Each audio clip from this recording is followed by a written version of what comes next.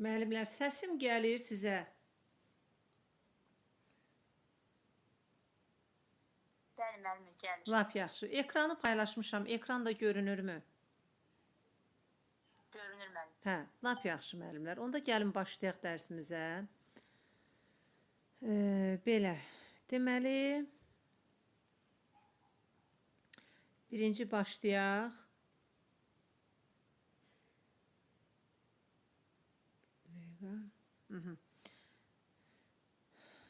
Genetika ilə başlayaq müəllimlər.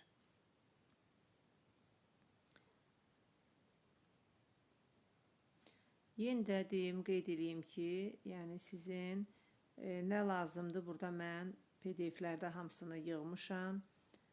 Nə edirsiniz? Başqa yerdən oxumağa ehtiyacınız yoxdur. Yəni buradan oxusaz yetərlidir sizə. Belə. Səsim gəlir, ekranda paylaşmışam, yəqin ki görürsünüz. Ekran görünməsə zəhmət olmasa xəbər eləyərsiniz. Demək müəllimlər, birinci gəlin başlayaq görək bu genetika elmi nədir? Baxın, deməli biz deməli bəhsin lap əvvəlində, yəni sentyabr ayında yadınızdadırsa biologiyanın sahələrini sayırdıq və orada elm sahələrindən biri də genetika elmi idi.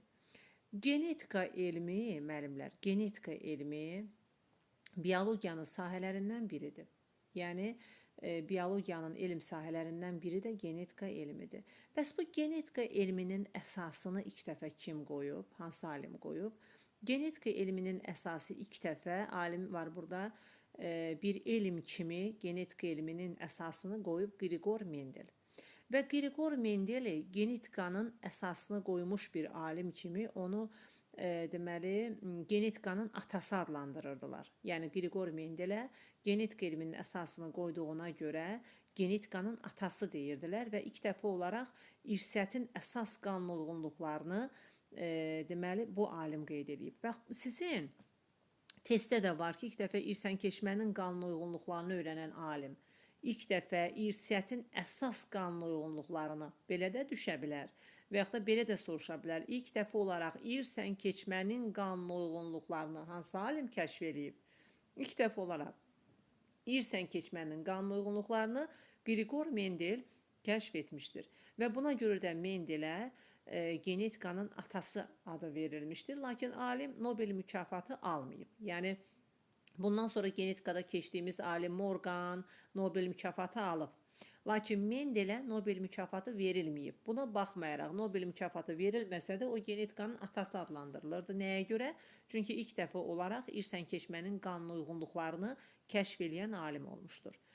Müəllimlər, Grigor Mendel kahin olub. Kilsədə, kilsənin həyətində bu irsiyyəti müəyyənləşdirməkdən ötürü bir sıra işlər görüb. Belə ki, hansı bitkinə özünə əsas götürüb, hansı bitki üzərində tədqiqatlar aparıb deyəndə deyirik ki, noxud bitkisi üzərində tədqiqatlar aparıb. İndi testlərə düşür ki, Mendelin noxud bitkisini seçmə səbəbi nədir? Nəyə görə noxud bitkisini seçib? Bax, noxud bitkisini seçmə səbəbi o idi ki, noxud, belə deyək də, asan çoxalırdı. Yəni, noxud bitkisini çoxaltmaq rahat idi, asan idi. Sürətli inkişaf eləyirdi, yəni tez inkişaf eləyirdi. Bundan başqa deyə bilərik ki, öz-özünə tozlana bilirdi. Düzdür, çarpaz tozlanmada gedə bilir onda, amma əsasən bilirik ki, biz noxud öz-özünə tozlanan bitkidir. Deməli, asan çoxala bilirdi, tez inkişaf eləyirdi, öz-özünə tozlana bilirdi və eyni zamanda bununla da yanaşı noxudun çoxlu əlamətləri var idi. Noxud bitkisinin çoxlu əlamətləri var idi. Yəni, Mendelin noxud bitkisini seçmə səbəbi bunlar idi. Tez çoxalması, asan çoxalması, tez çoxalması, öz-özünə tozlana bilməsi və çoxlu əlamətlərinin olması. Çoxlu əlamətlərinin olması deyəndə nə nəzərdə tutulur? Baxın, elə gəlin bunun üzərində bir balaca dayanaq. Əlamət nədir? Elə adını burada çəkmişkən, gəlin burada bir tərif verək əlamətə. Məsəl üçün, baxın, bir tərəfdə, sol tərəfdə pomidor bitkisinin əlamətləri verilib, sağ tərəfdə isə noxud bitkisinin əlamətləri verilib. Nədir əlamət? Biz əlamət deyəndə nə nəzərdə tuturuq, nə başa düşürük? Yəni, əlamətə biz necə tərif verə bilərik deyəndə deyirik ki, belə deyək də, deməli, canlıların, yəni orqanizmin üzə çıxa bilən xüsusiyyətləri, belə deyək. Yəni əlamət nədir deyəndə deyirik ki, belə deyək də, məsəl üçün tutaq ki, deyirəm ki, canlının hansı, məsələn, noxud bitkisinin hansı əlamətləri var deyəndə sayırıq. Tutaq ki, sağ tərəfdə şəklə baxın. Məsəl üçün götürək gəlin müəllimlər nə ilə? Tutaq ki, baxaq. Bax bu dominant resessiv, sonra deyəcəm nədir? Hələ ilk öncə noxudun əlamətlərinə baxaq. Tutaq ki, toxumun forma əlaməti. Bax, bu əlamətdir. Bu ortada yazılanlar, toxumun forma əlaməti, toxumun rəngi, çiçəyin rəngi, bax, bunlar meyvəyanlığının rəngi, meyvəyanlığının forması, çiçəklərin yerləşməsi, gövdənin uzunluğu, bunlar hamısı əlamətlərdir. Əlamətdən başqa əlamətin özünün iki alternativ forması var. Əlamətin özünün iki alternativ forması var. Hansılardır bu iki alternativ formalar? Məsəl üçün, deyirəm ki, toxumun forması əlamətdir. Onun hansı alternativ formaları var deyəndə deyirsiniz ki, 2 dənə. Hamar, qırışıq. Alternativ bilirsiniz nə deməkdir? Yəni, əks əlamətlər. Alternativ olun, bir-birinin əksi olan əlamətlər. Yəni, biri hamardırsa, digəri qırışlıdır. Düzdürmü? Biri sarıdırsa, digəri yaşıldır. Biri qırmızıdır, digəri ağdır. Deməli, nə deyirik? Əlamət nədir deyəndə deyirik ki, çünki orada mən qeyd elədim ki, Mendel niyə noxud bitkisini seçib? Çünki noxud bitkisinin Mendel üçün önəmli olan xüsusiyyətlərindən biri də o idi ki, noxud bitkisinin çoxlu əlamətləri var idi və bu əlamətlərin alternativ formaları var idi. Əlamət nədir? Canlıları bir-birindən fərqləndirən xüsusiyyətlərə biz əlamət deyəcəyik. Əlamət nə oldu? Canlıları bir-birindən fərqləndirən xüsusiyyətlərə biz nə deyəcəyik? Əlamət deyəcəyik. Məsəl üçün, noxud bitkisinin hansı əlamətləri var? Deyirik, toxumun forma əlaməti. Neçə alternativ forması var? Hamar toxum, qırışlı toxum. Toxumun rəng əlaməti, sarı toxum, yaşıl toxum. Çiçəyin rəngi, qırmızı çiçək, ağ çiçək. Meyvəyanlığının forması, sadə paxla meyvə, buğumlu paxla meyvə. Meyvəyanlığının rəngi, yaşıl, sarı. Çiçəklərin yerləşməsi, gövdənin buğum hissəsində, gövdənin təpə hissəsində, gövdənin uzunluğu, uzun gövdə, qısa gövdə. Bax, bunlar əlamətlərin alternativ formalarıdır. Elə alim də, yəni Mendel də, bax bu noxud bitkisinin həm öz-özünə tozlanması, həm asan inkişaf etməsi, həm çoxlu nəsil verməsi. Çünki görürsünüz, meyvəsi nədir noxudun? Paxla meyvədir. Paxla meyvə çox toxumludur. Bir dənə paxla meyvənin qın şəkilli tacığı aralayanda içindən 2 dənə toxum tökülür. Çoxlu, bir dəfədə çoxlu nəsil verir və çoxlu əlamətləri və həmin əlamətlərin alternativ formaları var. Əlamət nədir? Canlıları bir-birindən fərqləndirən xüsusiyyətlərə əlamət deyilir. Eyni zamanda pomidor bitkisi üçün baxa bilərsiniz. Məsəl üçün, baxın, pomidorun normal yarpağı, nektorik yarpağı, sadə çiçək qrupu, mürəkkəb çiçək qrupu, yumru meyvə, şişuşlu meyvə, tüklü epidermis, normal epidermis və s. Yəni, bax, bütün bu saydıqlarımız əlamətlər və onların alternativ formalarıdır. Və Qriqor Mendel də məhz noxud bitkisi üzərində tədqiqatlar aparır. Buna görə aparır ki, onun çoxlu əlamətləri və onların alternativ formaları var idi. Müəllimlər, Qriqor Mendelə biz genetikanın atası dedik. Qriqor Mendel ilk dəfə olaraq dedik ki, biz 1865-ci ildə genetika elmin əsasını qoydu. Yəni, bu barədə fikirlər irəli irsən keçməyin qanunluqlarını öyrəndi.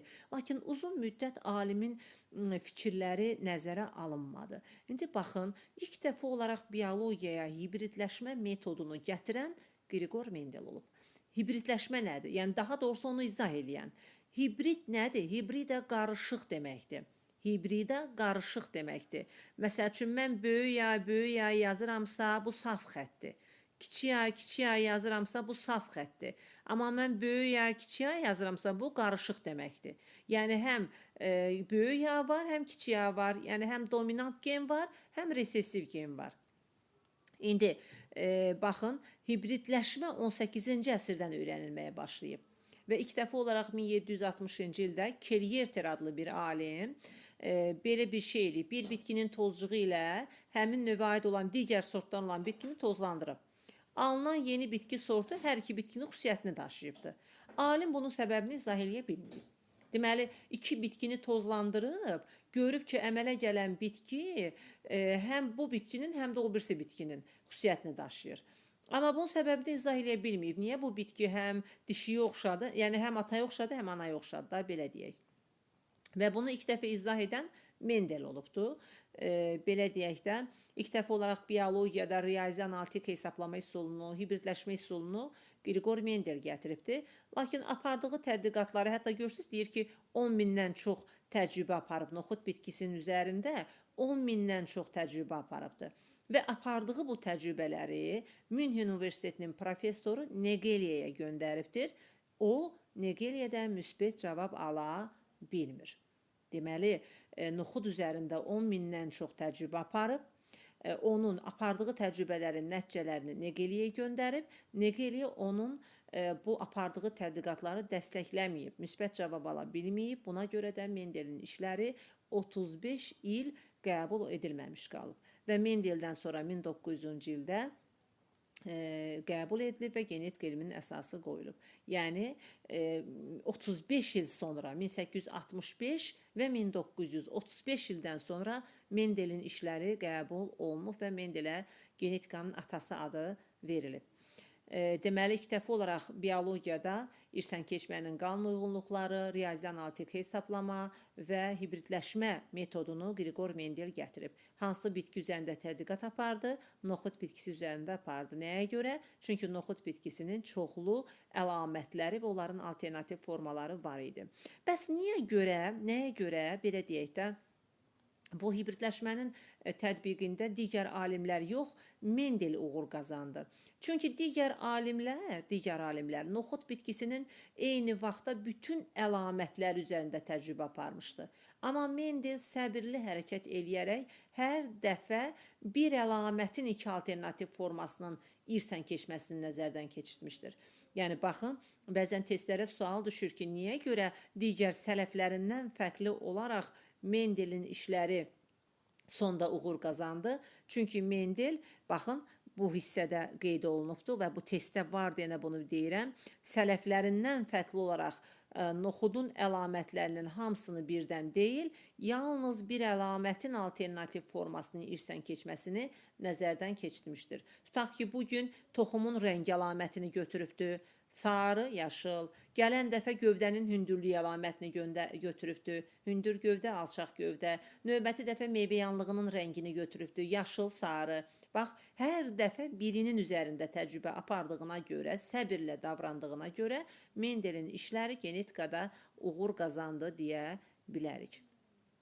Deməli, müəllimlər, biz genetika elmi dedik ki, biologiyanın sahələrindən biridir. Genetika elminin əsasını qoyan alim haqqında məlumat verdik. Hibridləşməni ilk dəfə tədqiq eləyən alimlər haqqında məlumat verdik.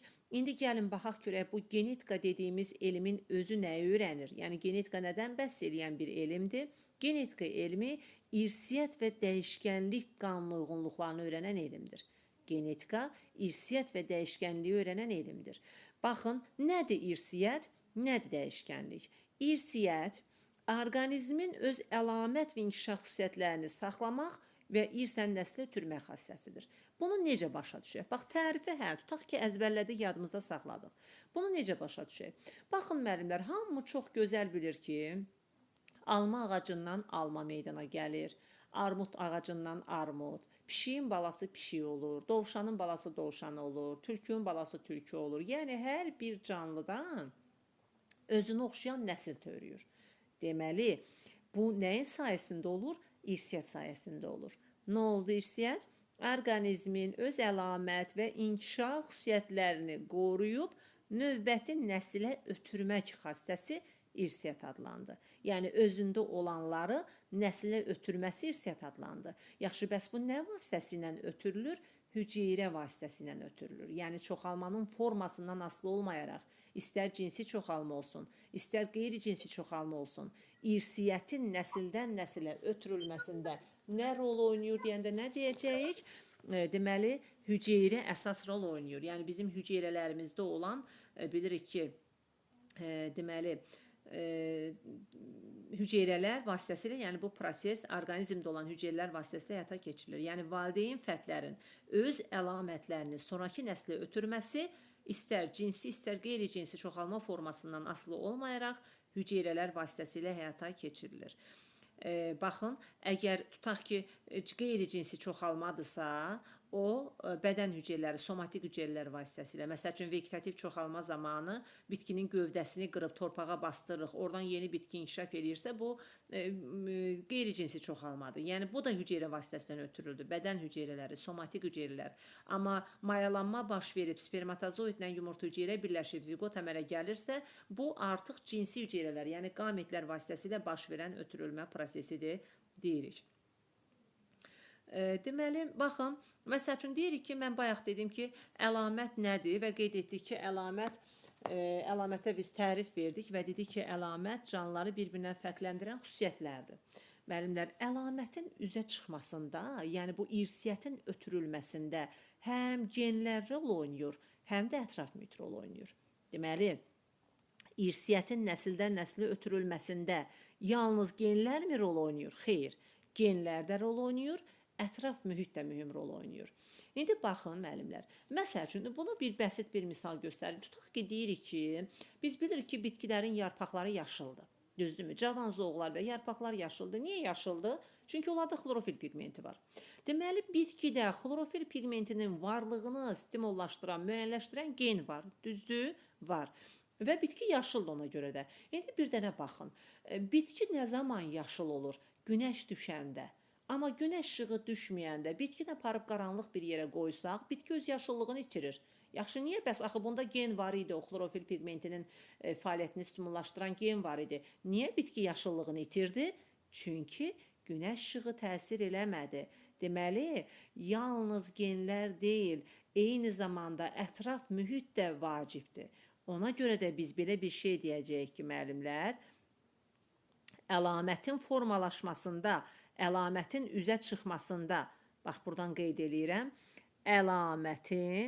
əlamətin üzə çıxmasında həm genlər rol oynayır, həm də ətraf mühit rol oynayır. Həm gen, həm də ətraf mühit rol oynayır. Lakin testlərdə belə bir sual var ki, hansı əlamətlərdir ki, onların meydana çıxmasında yalnız gen rol oynayır. Ətraf mühitin varlığı, ətraf mühit rol oynamır. Belə bir şey ola bilərmi? Bəli, elə əlamətlər var ki, onların meydana çıxması yalnız gendən asılıdır. Ona ətraf mühit təsir eləmir. Məsəl üçün, qan qrupu. Aydın məsələdir ki, qan qrupu, 4 qrup qan var. 1-ci, 2-ci, 3-cü və 4-cü qan qrupu və rezus faktorlar var, müsbət, mənfi və insan anadan olandan ölənə qədər, ömrünün sonuna qədər hansı qan qrupundadırsa o qan qrupunda da qalır. Məsələn, bir mənfidirsə, bir mənfidə qalır ölənə qədər. Ətraf mühit istəyir günəşdə olsun, istəyir soyuq olsun, istəyir nə olur olsun, mühitini dəyişsin, fərq eləmir. Qan qrupu dəyişmir. Yalnız gen rol oynayır. Və yaxud da göz rəngi. Heç görmürsünüz insan gözünün rəngi hava soyuyanda, isinəndə fərqli rənglərə çalsın. Xeyr, dəyişmir. Və yaxud da cinsiyyət. Qızdırsa, erkəkdirsə erkək qalır, dişidirsə dişi qalır. Yəni, mühitin təsirindən asılı olaraq dəyişilə bilmir. Deməli, qan qrupudur, göz rəngidir, cinsiyyətdir. Bax, bunlar yalnız genlərin təsiridir. Və bu da testlərə düşür ki, hansı qrup əlamətlərdir ki, onların meydana çıxmasında yalnız nə rol oynayır? Genlər rol oynayır deyirik. Deməli, genetika elmini bildik kim tərəfindən müəyyənləşdirildi, nəyi öyrəndi? İrsiyyət və dəyişkənliyi. İrsiyyət haqqında bir balaca məlumat verdik, daha ətraflı daha sonra danışacağıq. Bəs dəyişkənlik nədir? Dedik, genetika elmi irsiyyət və dəyişkənlik haqqında elmdir. Yaxşı, bəs dəyişkənlik nədir? Baxın, dəyişkənlik orqanizmlərin yeni əlamətlər qazanan ümumi xassəsidir və yaxud da növün daxilindəki fərdlərin arasındakı fərqlər dəyişkənlik adlanır. Bu tərif. Bax, bu təriflər testlərə düşür. Xüsusilə də DIMİN testində var. Ona görə də tərif əzbərlənməlidir. Amma tərifi daha dəqiq başa düşmək üçün sizə bir nümunə göstərim. Məsəl üçün dedim ki, alma ağacından alma yetişir. Armuddan armud yetişir. Dedim ki, pişiyin balası pişik olur. İnsanın balası insan olur. Səbəb irsiyyətdir. Yəni, valideynlə olan genlər nəslə ötürüldü. Və tərifi də dedik ki, orqanizmlərin öz əlamət və inkişaf xüsusiyyətlərini qoruyub növbəti nəslə ötürməsi. Başa düşəndə məğzini, onu testdə tapmaq rahatdır. Bəs dəyişkənlik nədir? Dedik ki, dəyişkənlik orqanizmin yeni əlamətlər qazanan ümumi xassəsi və yaxud da növün daxilindəki fərdlərin arasındakı fərqlər. Bu nədir? Dedim ki, bayaq pişiyin balası pişik olur. Bu irsiyyətdir. Amma bir dənə pişikdən olan balaların hamısı eyni olmur axı müəllimlər. Fərqli olur, düzdürmü? Məsəl üçün, cücənin balalarına gəlin baxaq. Bir kürtün bütün cücələri eyni olur, xeyr. Biri ağ olur, biri qarı olur, biri karışlı olur, biri fərqli rənglərdə, fərqli formalarda olur. Və yaxud da insanın 3 övladı var, üçü də eyni olur, xeyr. Üçü də insandır. Ataya və anaya oxşuyur. Amma bu irsiyyətdir. Amma onlarda dəyişikliklər də baş verir. Deməli, növün daxilindəki fərdlərin arasındakı fərqlər dəyişkənlik adlanır. Bax, genetika elmi bu irsiyyət və dəyişkənliyi öyrənən elmdir. Dəyişkənliyin səbəbi nədir? Genlər və ətraf mühit. Gender rol oynaya bilər, ətraf mühitdə rol oynaya bilər deyirik. İndi müəllimlər baxın, əlamətə tərif verdik. Genetika elmini kim öyrənib bildiniz? Mendel. Mendelə Nobel mükafatı verilib? Xeyr, amma genetikanın atası adlandırılıb. İlk dəfə olaraq biologiyada hibridləşməni, riyazi analitik hesablamanı hansı alim gətirdi? Mendel. Hansı, nə üzərində tədqiqat apardı? Noxud bitkisi üzərində. Nəyə görə? Çünki asan çoxalır, çoxlu nəsil verir, öz-özünə tozlanır və çoxlu əlamətlərin alternativ formaları var. Genetika elmi nəyi öyrəndi? İrsiyyət və dəyişkənliyi öyrəndi. İrsiyyət nə oldu? Dəyişkənlik nə oldu? Bunları bildik. Əlamət nədir? Əlamətin üzə çıxmasında hansı faktorlar rol oynayır dedik? Genlər və ətraf mühit. Yaxşı, indi davam edək. Gəlin, baxaq görək, dominant nədir? Resessiv nədir? Baxın, müəllimlər, gen, deməli gen, bax, genlər dominant ola bilir, dominant və resessiv ola bilir. Gəlin, resessivi balaca çəkim, bir dəqiqə. Müəllimlər, səsim gəlirmi sizə?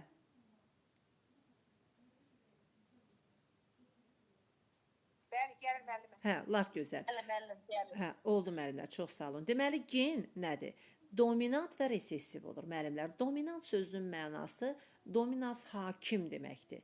Dominant əlifbanın böyük hərfi ilə işarə olunur. Məsəl üçün, böyüyə. Böyüyə, böyüyə. Böyük B, böyük B, böyük C, böyük C, baxın, böyük D və s. Yəni, dominant üzə çıxandır, hakim, dominans hakim mənasını verir. Amma resessiv əlifbanın balaca hərfləridir, baxın, balaca hərflər. Bunlar artıq olur resessiv.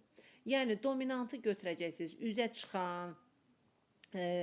çıxana deyəcək dominant, lakin gizli qalana deyəcək resessiv. Məsələn, tutaq ki, yazıram. Böyük A, böyüyə. Bax, burada bu gen olur dominant. A-la yazıldı. Və yaxud da yazıram kiçiyə, kiçiyə, resessiv. Və yaxud da yaza bilərəm böyüyə, kiçiyə. Baxın. Məsəl üçün, biz bilirik ki, böyüyə tutaq ki, sarı rəngdir. Kiçiyə yaşıl rəngdir. Yaşıl rəngdir. İndi mən bunu böyüyə yazsam, deyirəm ki, bu toxumun rəngi sarıdır.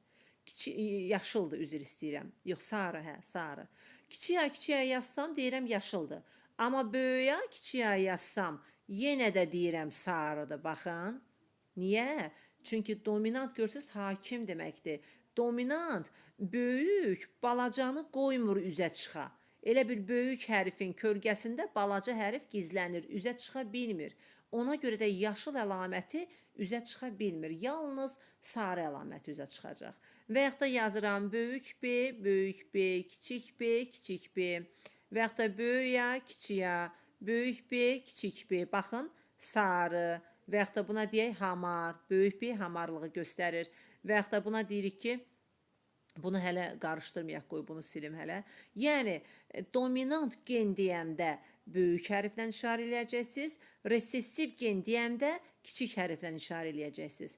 Dominant gen üzə çıxandır, mövcud olandır, amma resessiv gen dominantın yanında gizli qalandır. Var ha, əlamət var, amma dominant qoymur onu üzə çıxa.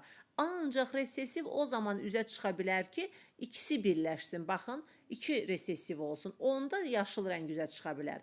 Amma dominantın yanında yaşıl rəng üzə çıxa bilmir. Yalnız sarı rəng üzə çıxır deyirik. Sonra, Baxın, dominant gen, resessiv geni dedik. Lokus nədir? Allel gen nədir? Gəlin indi buna baxaq, müəllimlər. Baxın, gəlin elə lokusdan əvvəl homozigot, heterozigotu deyək, sonra keçək. Çünki dominant və resessiv gendən danışdıqsa, homozigot, heterozigotu deyək. Homozigot nədir? Homozigot. Baxın, müəllimlər, homo eyni deməkdir. Homo eyni deməkdir. Homo bərabər, eyni mənasını verir. Homozigot odur ki, bir tipli qamət əmələ gətirən və özünə oxşayan fərqlə çarpazlaşdıqda nəsildə parçalanma verməyən. Bu tərifdir. Deməli, məsəl üçün, bax, böyüyə homozigotdur. Homo eyni. 2 dənə eyni A. Və bundan neçə qamət alırıq deyəndə deyirik, eyni tipli. Bundan bircə dənə qamət alınır, böyüyə qaməti. Yəni, eyni tipli qamət alınır. Və yaxud da kiçiyə homozigotdur, bir tipdə qamət verir. Görürsünüz? Deməli, əgər desək ki, homozigot nədir deyirsiniz ki, homo bərabər deməkdir, eyni deməkdir. Bir tipli qamət əmələ gətirən, özünə oxşayan fərdlə çarpazlaşanda nəsildə parçalanma verməyən. Nəsildə parçalanma verməyən bilirsiniz nə deməkdir? Yəni, məsəl üçün, tutaq ki, toxumun rəngini götürsək, sarı noxudla çarpazlaşdı. Bu sarı noxuddan da bir dənə qamət aldıq, bu qamətdir. Bundan da bir dənə qamət aldıq, sonra bu qamətləri çarpazlaşdırdıq. F1 bu nəsildir, F1 nəsildə aldıq, böyüyə. Nəsildə parçalanma verməmək o deməkdir ki, bu başda götürdüyümüz valideynlər də sarı idi. Alınanlar da sarı oldu. Və yaxud da kiçiyanı çarpazlaşdıraq kiçiyanı. Bax, kiçiyə, bu hər ikisi homozigotdur. Nədir homozigot? Deyir, nəsildə bir tipli qamət əmələ gətirən. Bu bir tipli qamət əmələ gətirəcək hər ikisi. Və özünə oxşayan fərdlə çarpazlaşanda, bax, nəsildə F1 nəsildə parçalanma verməyən, bununla bunu çarpazlaşdırsaq kiçiyə alınacaq. Bunlar da yaşıl noxud idi, baxın. Deməli, bu noxud da yaşıl idi, bu noxud da yaşıl idi, alınan bu noxud da nə oldu? Yaşıl oldu. Eyni tipdə qamət əmələ gətirən, özünə oxşayan fərdlə çarpazlaşanda nəsildə parçalanma verməyən. Parçalanma vermək odur ki, yaşıllar birləşib, məsəl üçün, parçalanma budur, baxın. Böyüyə, tutaq ki, kiçiyə, baxın. Bu da bir tipli qamət, bu da bir tipli qamət. Amma bunları çarpazlaşdırırsaq parçalanma, baxın, bu sarı idi, bu yaşıl idi. İndi bunu bununla çarpazlaşdırsaq artıq burada yaşıllıq üzə çıxacaq. Yəni, fərqli, məsələn, burada əgər bu ikisini çarpazlaşdırsaq, bu da sarıdır, bu da sarıdır. Amma bunların çarpazlaşmasından yaşıl fərq alınacaq. İndi onu az sonra yazacağım. Deməli, homozigotu bildik. Baxaq, heterozigot nədir? O homozigot, heterozigot olmalıdır burada slaytda. Baxdıqca görəcəksiniz. Nədir heterozigot? Bəs gəlin heterozigota baxaq. Heterozigot homozigotun əksi. Heterozigot. Nədir heterozigot? Heterozigotda isə deyirik ki, heteros müxtəlif deməkdir. Müxtəlif tip qamət əmələ gətirir. Məsəl üçün, gəlin baxaq. Böyüyə, kiçiyə heterozigotdur. 2 tipdə qamət əmələ gətirir. Böyüyə, kiçiyə. Gördünüz? Bayaq ki, eyni tip qamət əmələ gətirirdi. Amma heterozigot müxtəlif tip qamət əmələ gətirir. Və özünə oxşayan fərdlə çarpazlaşdıqda nəsildə parçalanma verir. Məsəl üçün, gəlin baxaq. Böyüyə, kiçiyanı çarpazlaşdıraq, böyüyə, kiçiyanı. Baxın, müxtəlif tip qamət alınacaq hər ikisindən. Böyüyə, kiçiyə. Burada da böyüyə, kiçiyə. İndi çarpazlaşdırsaq, böyüyə. 2 dənə böyüyə, kiçiyə. Bir dənə kiçiyə. Baxın, bu da sarı idi, müəllimlər. Bax, bu da sarı idi. Bu da sarı idi. Düzdürmü? Amma burada bu da sarıdır. Bu da sarıdır. Amma baxın, burada nə alındı? Yaşıllıq alındı. Resessiv noxud üzə çıxdı. Artıq bu oldu heterozigot. Müxtəlif tip qamət əmələ gətirən, özünə oxşayan fərdlə çarpazlaşanda nəsildə parçalanma verənlərə deyirlər nə? Heterozigot deyirlər. Yaxşı. Deməli, lokus nədir? Burada qaldı. Lokus və allergen. Nədir lokus? Lokus xromosomlarda genlərin yerləşdiyi sahədir. Məsəl üçün, bura şəkilə baxın. Bax, burada çubuqla xromosom göstərib. Məsələn, bu bir xromosom, qoy fərqli çəkim. Bu bir xromosom, bu bir xromosom. Bax, bunlar xromosomları çubuqla göstərmişəm. Gen budur. Bax, böyük A geni, kiçik A geni. Məsəl üçün, bax, A geni harda yerləşdi? Burada. Burada harda yerləşdi? Burada. Biz bilirik ki, genlər nə idi gen? DNT-də keçmişdik ki, gen zülalın ilkin quruluşu haqqında DNT-də nukleotidlər ardıcıllığı şəklində kodlaşdırılan sahədir. Düzdürmü? Gen harda olur? Xromosomda olur və genin xromosomda yerləşdiyi sahəyə lokus deyirik. Bax, bu lokusdur, bu lokusdur. Baxın. Bax, burada qara nöqtələrlə verilənlər var. Bax, bu hissədə. Bax, bunlar lokuslardır. Məsəl üçün, bax, kiçik A geni, görürsünüz, lokusdur. Bəs allergen nədir, müəllimlər? Allergenlər cüt genlərdir. Allergenlər cüt genlərdir. Nə deməkdir bu? Məsəl üçün, böyük A, böyük A, baxın. Böyük A, kiçik A, kiçik A, kiçik A. Bax, bunlar allergendir. Yəni, allergenə tərif verəndə deyirik ki, allergen nədir deyəndə deyirik ki, homoloji xromosomların, indi deyəcəyik ki, homoloji xromosom nədir? Gəlin ona da baxaq. Nədir homoloji xromosom? Homoloji xromosom, homoloq bilirsiniz nədir? Eynilik. Eyni deməkdir. Bayaq gediniz, homozigotu da eyni götürdük. Homoloji xromosom da eyni deməkdir. Biri atadan, biri anadan gələn, bax, atanın yumurta hüceyrəsi ilə, ananın yumurta hüceyrəsi ilə, atanın spermatozoidi birləşəndə 23 xromosom yumurta hüceyrədən gəlir, 23 xromosom spermatozoiddən. Və atada olan, tutaq ki, böyük A geni ilə anada olan kiçik A geni. Bax, bu homoloji xromosom atadan gəlir, tutaq ki, bu da anadan gəlir. Yəni, 23 xromosom bunda, 23 bunda birləşib 46 əmələ gətirir axı, diploid sayı bərpa eləyir. Deməli, eyni formalı, eyni ölçülü, eyni gen daşıyan, biri atadan, biri anadan gələn xromosomlara homoloji xromosomlar deyilir. Yəni, biz yadınızdadsa sizlə çəkirdim ki, məsələn, bu ikisi bir-birinin homoloqudur, bu ikisi bir-birinin homoloqudur, bu ikisi tutaq ki, bir-birinin homoloqudur. Baxın, bu ikisi bir-birinin homoloqudur. Görürsünüz, eyni çəkirəm. Baxın, eyni çəkirəm. Biri atadan, biri anadan, biri atadan, biri anadan, biri atadan, biri anadan, biri atadan, biri anadan gəlir. Məsələn, 1, 2, 3, 4, 8. Tutaq ki, drozofil milçəyinin 2 eni 8-dir. Düzdürmü? Görürsünüz, burada da 8 xromosom var. Onun birini atadan almışıq, birini anadan almışıq. Drozofil milçəyinin yumurta hüceyrəsi ilə spermatozoidi birləşəndə gəlib.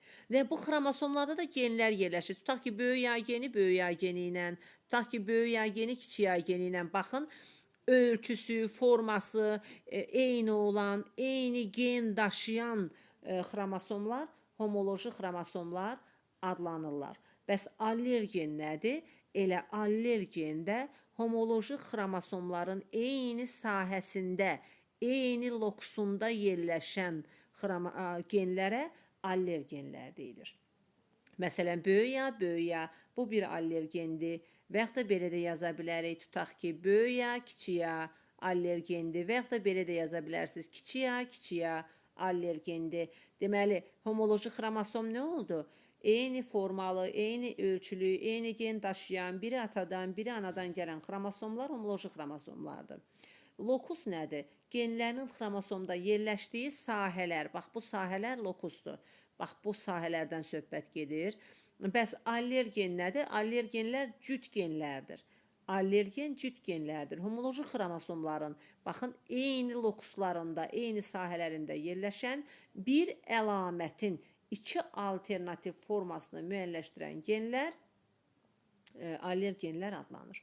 Deməli, bir əlamətin iki alternativ formasını müəyyənləşdirən genlər allergenlər adlanır. Məsəl üçün, tutaq ki, deyirəm ki, müəllimlər, toxumun rəng əlaməti. İki alternativ forması var, baxın. Noxud toxumunun rəng əlamətinin iki alternativ forması var. Sarı, yaşıl. İndi baxın, sarı dominantdır, yaşıl resessivdir. İndi mən bunu böyük A da götürə bilərəm. Bax, bunlar allergenlərdir. Görürsünüz, eyni əlamətin iki alternativ forması. Böyük A götürsəm, bu olacaqdır nə? Sarı noxud. Mən bunu belə də götürə bilərəm, kiçik A. yaşıl noxud. Və yaxud da belə də götürə bilərəm böyük A, kiçik A. Sizcə bu nə rəng olacaq? Sarı olacaq. Çünki böyük A var, dominant resessivi qoymur üzə çıxmağa. Resessiv o zaman üzə çıxa bilər ki, tək özü olsun, yanında böyük hərf olmasın, yəni dominant olmasın. Bax, yazdığım bu genlərin üçü də allergendir. Yəni, daha doğrusu belə deyim də, bir hərf eyni hərflə yazılırsa allergendir. Eyni hərflə yazılırsa allergendir. Fərqli hərf olanda allergen deyil artıq. İndi baxın, biz dedik ki, genlər dominant resessiv ola bilir. Bildiniz ki, böyük hərflə yazılan, üzə çıxa bilən dominantdır. Kiçik hərflə yazılan, gizli qalan resessivdir. Sonra genlər, deməli, allel və qeyri-allel ola bilir. Allel və qeyri-allel ola bilir. Allel genlər cüt genlərdir. Məsəl üçün, böyük A, kiçik A. Qeyri-allel gen isə budur, müəllimlər. Baxın, böyük A, böyük B. Artıq bu, kiçik A, kiçik B. Fərqli hərflər. Yəni, qeyri-allel odur ki, eyni əlaməti müəyyənləşdirmir. Məsəl üçün, böyük A o deməkdir ki, sarı, rəng əlaməti. Böyük A, kiçik A rəng əlamətidir. Amma bir əlamətin iki əks formasıdır, alternativ formasıdır. Amma böyük A, böyük B o deməkdir ki, məsələn, böyük A rəngi müəyyənləşdirir. Amma böyük B formanı müəyyənləşdirir. Məsəl üçün, deyirəm ki, sarı, hamar, noxud toxumu. Görürsünüz? Burada artıq iki əlamət oldu. Deməli, allergen nə oldu? Bir əlamətin ya eyni, ya da müxtəlif alternativ formaları. Baxın, bir əlamətin ya eyni, sarı, yaşıl, ya da müxtəlif əlamət, sarı, yaşıl, alternativ forması. Amma qeyri-allergen nədir? Fərqli əlamətlər. Biri sarılığı bildirir, biri formanı bildirir. Sarı, hamar. Biri rəngi bildirir, yaşıl, biri formanı bildirir, qırışlı. Ona görə də qeyri-allergen, yəni belə yadda saxlayın, eyni hərfdirsə alleldir. Fərqli hərflərdirsə qeyri-alleldir. İndi bunu belə də götürə bilərsiniz. Böyük A nədir? Eyni bir əlaməti müəyyənləşdirən homozigotdur. Baxın, homozigotdur. Homozigot bir tip qamət əmələ gətirir. Kiçik A, homozigot. Amma böyük A, kiçik A nədir? Bir əlamətin iki alternativ formasıdır və heterozigotdur. Heterozigot. Və yaxud da belə də götürə bilərsiniz. Böyük A, böyük B.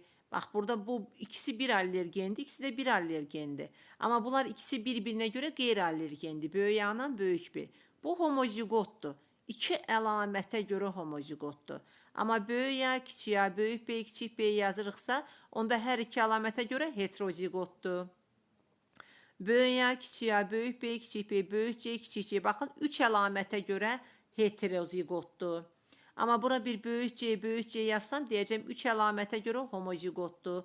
Yəni, üç əlamətin üçü də homozigotdur. Tutaq ki, deyirəm ki, noxudun rəng əlaməti, rəng, iki alternativ forması, böyük A, kiçik A. Forma əlaməti, hamar, qırışlı, böyük B, kiçik B. Gövdənin deməli ölçüsü, götürək hündür, alçaq. Hündürə yazaq böyük C, alçağa yazaq kiçik C. İndi baxın, götürürəm, yazıram böyük A, böyük B, böyük C. Bu nə deməkdir, müəllimlər? Baxın, sarı, bu sarıdır, bu yaşıldır. Böyük B, hamar, hündür gövdə. Hər üç əlamətə görə homozigot, dominant. Hər üç əlamətə görə homozigot, dominant. Gördünüz? İndi baxın. Kiçik A, kiçik B, kiçik C. Deyirəm, yaşıl, qırışlı, alçaq gövdə. Deyirəm, hər üç əlamətə görə homozigot, resessiv. Hər üç əlamətə görə homozigot, resessiv. Və yaxud da belə yazıram. Böyük A, kiçik A, böyük B, kiçik B, böyük C, kiçik C. Baxın, böyük A, kiçik A nə deməkdir? Sarı, çünki A dominant olduğuna görə kiçik A-nı qoymur üzə çıxmağa. Sarı, hamar böyük B-dir, kiçik B-ni qoymur üzə çıxmağa. Qırışlı Böyük C-də hündür gövdə, kiçik C-ni qoymur. Sarı, hamar, hündür gövdəli bitki. Hər üç əlamətə görə heterozigot xüsusiyyət. Görürsünüz, hetero. Homo eynidir, hetero müxtəlifdir. Deməli, hər üç əlamətə görə homozigot dominant, hər üç əlamətə görə homozigot resessiv, hər üç əlamətə görə heterozigot dominant üzə çıxdı. A-lar böyük A, böyük B, böyük C-lər üzə çıxdı. Hər üç əlamətə görə buna deyirik nə? Heterozigot deyəcəyik. Deməli, allergenlər nədir? Biz onları bildik. Allergenlər eyni hərflə işarə olunursa, istəyir böyük A, böyük A, istəyir kiçik A, kiçik A, istəyir böyük A, kiçik A. Bu alleldir. Amma böyük A, böyük B, kiçik A, kiçik B varsa, bunlar artıq olacaqdır. Yəni, fərqli hərflərlə işarə olunursa, olacaq necə? Bunlar qeyri-allergenlər. Bundan başqa müəllimlər burada məsəl üçün göstərib, baxın, erkəyin işarəsi ox atmaq, dişinin işarəsi güzgü şəklindədir. Baxın, qadınlar daha çox güzgüyə baxır. Güzgü, kişilərdə ox atmaq. Erkəyin işarəsini bu cürdə verə bilərik. Dişinin işarəsini yumru da göstərə bilərik. Yəni, bu da erkək və dişinin işarələridir ki, bu da bizə lazım olacaq. Bunları da müəllimlər çox xahiş edirəm, əzbərləyirik. Pomidor hələ ki qalsın, noxudu əsas əzbərləyin. Pomidor sonraki dərsdə, yəni Morgan qanunlarında əzbərləncək. Yox, əzbərləyə bilirsiniz, elə hindidən əzbərləsəz daha yaxşı olar. Burada da baxın, məsəl üçün, Mendel qanunlarına görə dominant və resessiv əlamətlər. Bunları əzbərləməliyik ki, sonra testlərə düşəndə bilək. Məsəl üçün, baxın, normal görmə dominantdır, amma rəng korluğu daltonizm, yəni resessivdir. Qara gözlər dominantdır, mavi gözlər, kürən tük, uzun tük resessivdir. Qıvrım tük dominantdır. Tünd rəngli saçlar qısa tüklə bir yerdə dominantdır. Qısa boyluluq dominantdır, normal boyluluq resessivdir. Sifətdə çillilik dominantdır, çilliliyin olmaması resessivdir. Kəsçi dişlərin bir-birindən aralı yerləşməsi, buna seyrək diş də deyirlər, dominantdır, amma normal yerləşmə resessivdir. Polidaktiliya, çoxbarmaqlılıq dominantdır, normal barmaqlıq resessivdir. Hemofiliya resessivdir, lakin normal qanın laxtalanmaması prosesidir. Qanın normal laxtalanması isə nədir? Dominantdır. Yəni, qanın normal laxtalanması dominantdır, normal laxtalanmaması. Bunun adına deyirik hemofiliya xəstəliyi. Bu isə nədir? Resessivdir. Sonra solaxaylıq resessivdir. Solaxay insanlar olaraq, bax, onlar resessivdir. Sonra, bax, məsəl üçün, deyə bilərəm, mənfi qan qrupu resessivdir. Bax, buraya yazmışam, mənfi qan qrupu resessivdir, müsbət qan qrupu dominantdır deyirik. Bax, bunlar müəllimlər, qara tük bura əlavə eləmişəm, resessivdir, qara tük dominantdır, sarı tük resessivdir, bax, kürən tük resessivdir, uzun tük resessivdir, qısa tük dominantdır. Bax, bunlar əlamətlər əzbərlənsə daha gözəl olar, çünki testlərə bəzən verir, məsəl üçün, qara göz, biz bilməlisən ki, biz bilməliyik ki, o dominantdır və yaxud da qısa boy bilməliyik ki, dominantdır. Bax, bu cür. Mən adətən şagirdlərə belə deyirəm ki, necə yadda saxlayasınız? Elə bir fikrinizdə bir sarı qız canlandırın. Baxın, qızın açıq rəngli saçı var, sarı, özdə uzun saçı var. Uzun bir saçı olan qızdır, normal boyu var. Yəni, nə çox uzun deyil, nə qısa deyil, ideal bir boydur da, normal boyu var, uzun saçları var, özdə açıq rəngli saçları var, yəni sarı rəngdə, hamarlı tüküdə, yəni qəşəng bir saçı var, gözləri mavidir deyirəm, sonra kəsçi dişləri də normal yerləşir, barmaqlarının da normal sayı var, yəni qəşəng qız necə olur? Bir dənə çatışmayan cəhəti nədir? Baxın, heç çilləri də yoxdur üzündə. Sarı adamlarda biz adətən kürən adamlarda bilirik ki, onlarda, bax, kürən tük deyir də, çil olur. Çilin olmaması, üzündə çil yoxdur bu qızın. Bir dənə çatışmayan cəhəti nədir? Yazığın xəstəliyi var. Bir rəng korluğudur, bir də hemofiliyadır. Qalan bütün əlamətlər normaldır, müsbətdir. Deməli, normal boyu var, dişləri normaldır, barmaqları normaldır, sonra uzun saçı var, hamar, kürən saçları var, gözləri mavidir, çilləri yoxdur üzündə, bir dənə çatışmayan cəhəti rəng korluğudur, bir də hemofiliyadır, bir də qanı mənfidir. Mənfi qanı var. Bax, belə bir qız canlandırıb, yəni digərlərini də ona uyğun tapa bilərsiniz. Mavi göz resessivsə, deməli, qara göz dominant olacaq. Hamar tük resessivsə, qıvrım tük dominant olacaq. Normal görmə var, bunda isə rəng korluğu. Bax, bunları da digərlərində bundan yadda saxlaya bilərsiniz. Və burada da yenə, bax, Burada da nə yoxdur ona baxaq. Məsəl üçün baxın, qara göz, mavi göz demişdik. Burada nə idi? İri burun. Aha, normal ölçülü burun. Yenə burnu da öz qaydasındadır, normaldır. Normal ölçülü bir burnu var. Amma o birisinin burnu iridir. Yəni pis cəhətlər demək olar ki, hamısı qara qızda dominant əlamətlərdir. Qara saçı olan, qara gözü olan, qıvrım saç, tünd rəng, sifətdə çilləri var, burnu iridir. Amma bir dənə qanın normal laxtalanır və rəng korluğu yoxdur. Bax, bunları da götürürsünüz dominant əlamətlər kimi. Yəni, böyük hərflərlə yazılanlar, nəsildə üzə çıxa bilənlər, hakim olanlar dominantdır, nəsildə gizli qalanlar isə resessivdir. Burada da yenə baxın, homoloji xromosom, homozigot, heterozigot, artıq bunları demişəm. Mən burada demədiyim bir dənə nələr qalıb, onlara baxaq. Fenotipi deməmişəm, genotipi deməmişəm, parentali, filiali nədir, onu deməmişəm. Gəlin, birinci baxaq, fenotip nədir? Müəllimlər, nədir fenotip? Deyirik ki, bax biz bayaqdan əlamət deyib danışırıq ki, əlamət nə oldu? Canlıların bir-birindən fərqləndirən xüsusiyyətlərə biz əlamət dedik. Əlaməti biz, ümumiyyətlə belə deyək də, bir var, yəni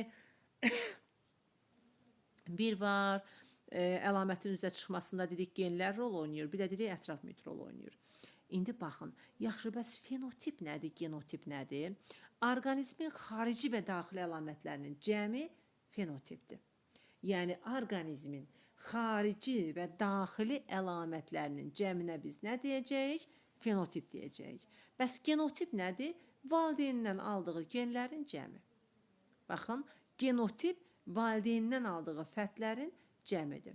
İndi baxın, bu terminlərin bəziləri var. Məsəl üçün, tutaq ki, sizə deyərlər genotip. Sonra deyərlər, məsəl üçün, karyotip və yaxud da fenotip soruşarlar. Bir də genofond. Bax, bunlar bir-birinə oxşuyur deyənə yazdım. Nə deməkdir bu? Genotip nə oldu? Dedik ki, genotip orqanizmin valideynindən aldığı genlərin cəminə genotip deyirik. Fenotip nədir? Xarici və daxili əlamətlərin cəmi fenotipdir. Karyotip nədir? Karyon nüvə, tipos ölçü nümunə deməkdir. Nədir karyotip? Bir nüvədə olan xromosomların yığımı. Yəni, orqanizmin bir nüvəsində olan, yəni hüceyrədə olan, hüceyrənin nüvəsində olan xromosomların yığımını karyotip deyirik. Bəs genofond nədir? Populyasiyanın genlərinin cəmi. Populyasiyanın genlərinin cəminə nə deyirik? Genofond deyirik. Deməli, yaxşı, bəs gen nədir? Gen anlayışı nə oldu? Gen dedik ki, zülalın ilkin quruluşu haqqında DNT-də nukleotidlərin ardıcıllığı şəklində düzülmüş bir sahədir. Gen nə oldu? Həm dominant oldu, həm resessiv oldu.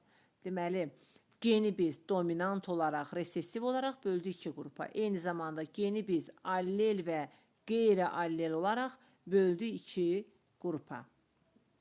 Və qeyd edeyim ki, bu xüsusiyyətləri, müəllimlər, bax, burada pomidor noxud bitkisi və biraz irəlidə də drozofil milçəyi də olmalıdır. Baxım, onun orqan qanununda, bax, burada keçəcəyik.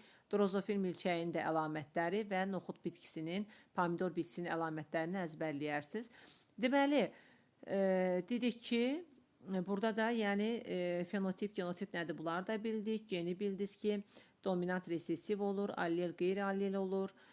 Bunlarla bağlı məlumatımız oldu. Homozigot, heterozigot nədir? Onlara da baxdıq.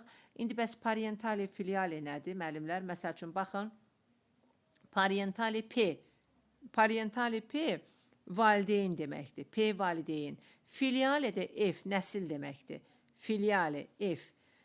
Deməli, latınca qız, yunanca nəsil mənasını verir filiali.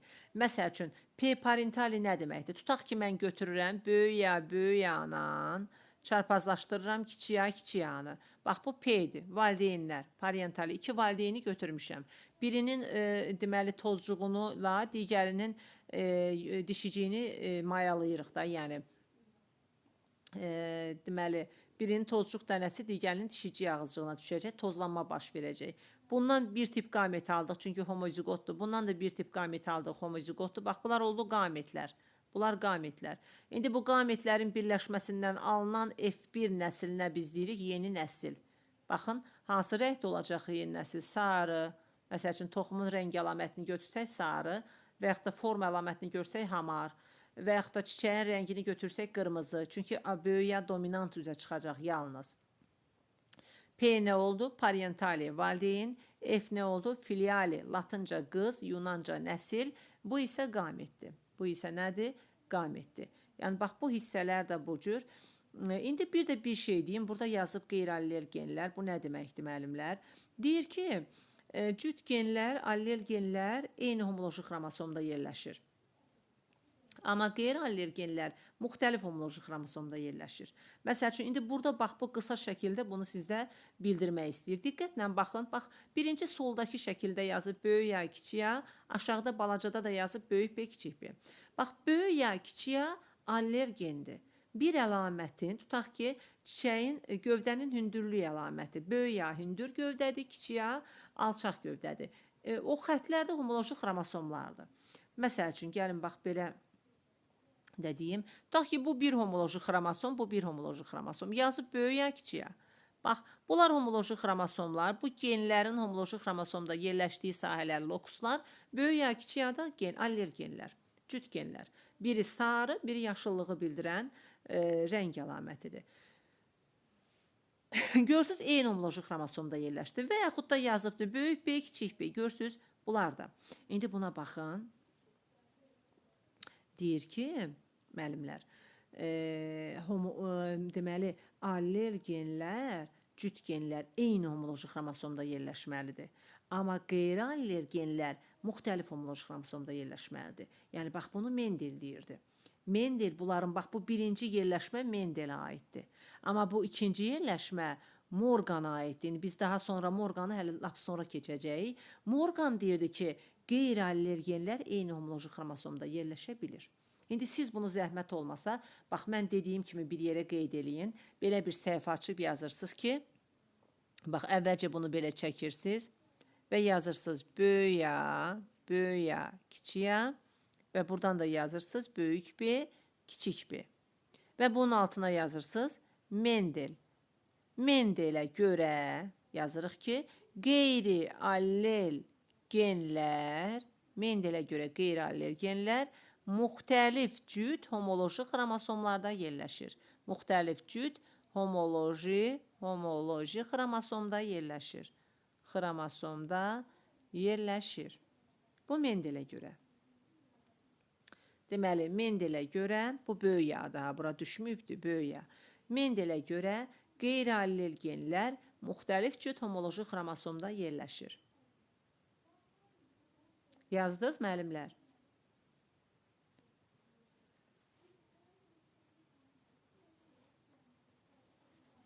Müəllimlər, səsim gəlirmi? Bəli. Aha, yazdınızsa silin bunu. İndi gəlin, deməli, Morgana görə baxaq. Lakin Morgan belə deyirdi. Morgan deyirdi ki, qeyri-allel genlər bir eyni cüt homoloji xromosomda yerləşə bilər. Bura yazırıq Morgan və altına yazırıq Morgana görə qeyri-allel genlər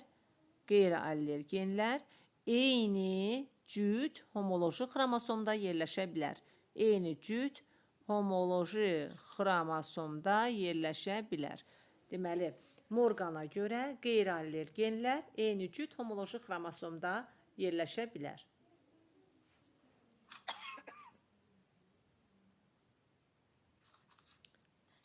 Qeyri-allel genlər Bəli, qeyri-allel genlər eyni cüt homoloji xromosomda yerləşə bilər.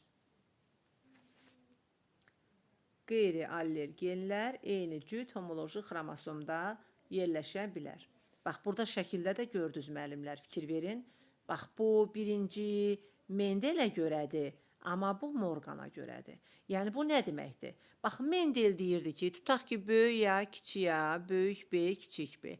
Deyirdi ki, bu böyük ya, kiçik ya bir homoloji xromosomda yerləşir. Bu böyük B, kiçik B də birində. Yəni, bu iki qeyri-allel eyni yerdə ola bilməz. Amma Morgan nə deyirdi? Morgan deyirdi ki, böyük ya, kiçik ya, böyük B, kiçik B deyirdi ki, bu cür yerləşir. Baxın, Böyük A, kiçik A, böyük B, kiçik B. Deməli, alim deyirdi ki, qeyri-allergenlər, yəni böyük A-dan böyük B, kiçik A-dan kiçik B qeyri-alleldir. Bunlar eyni cüt homoloji xromosomda ola bilər.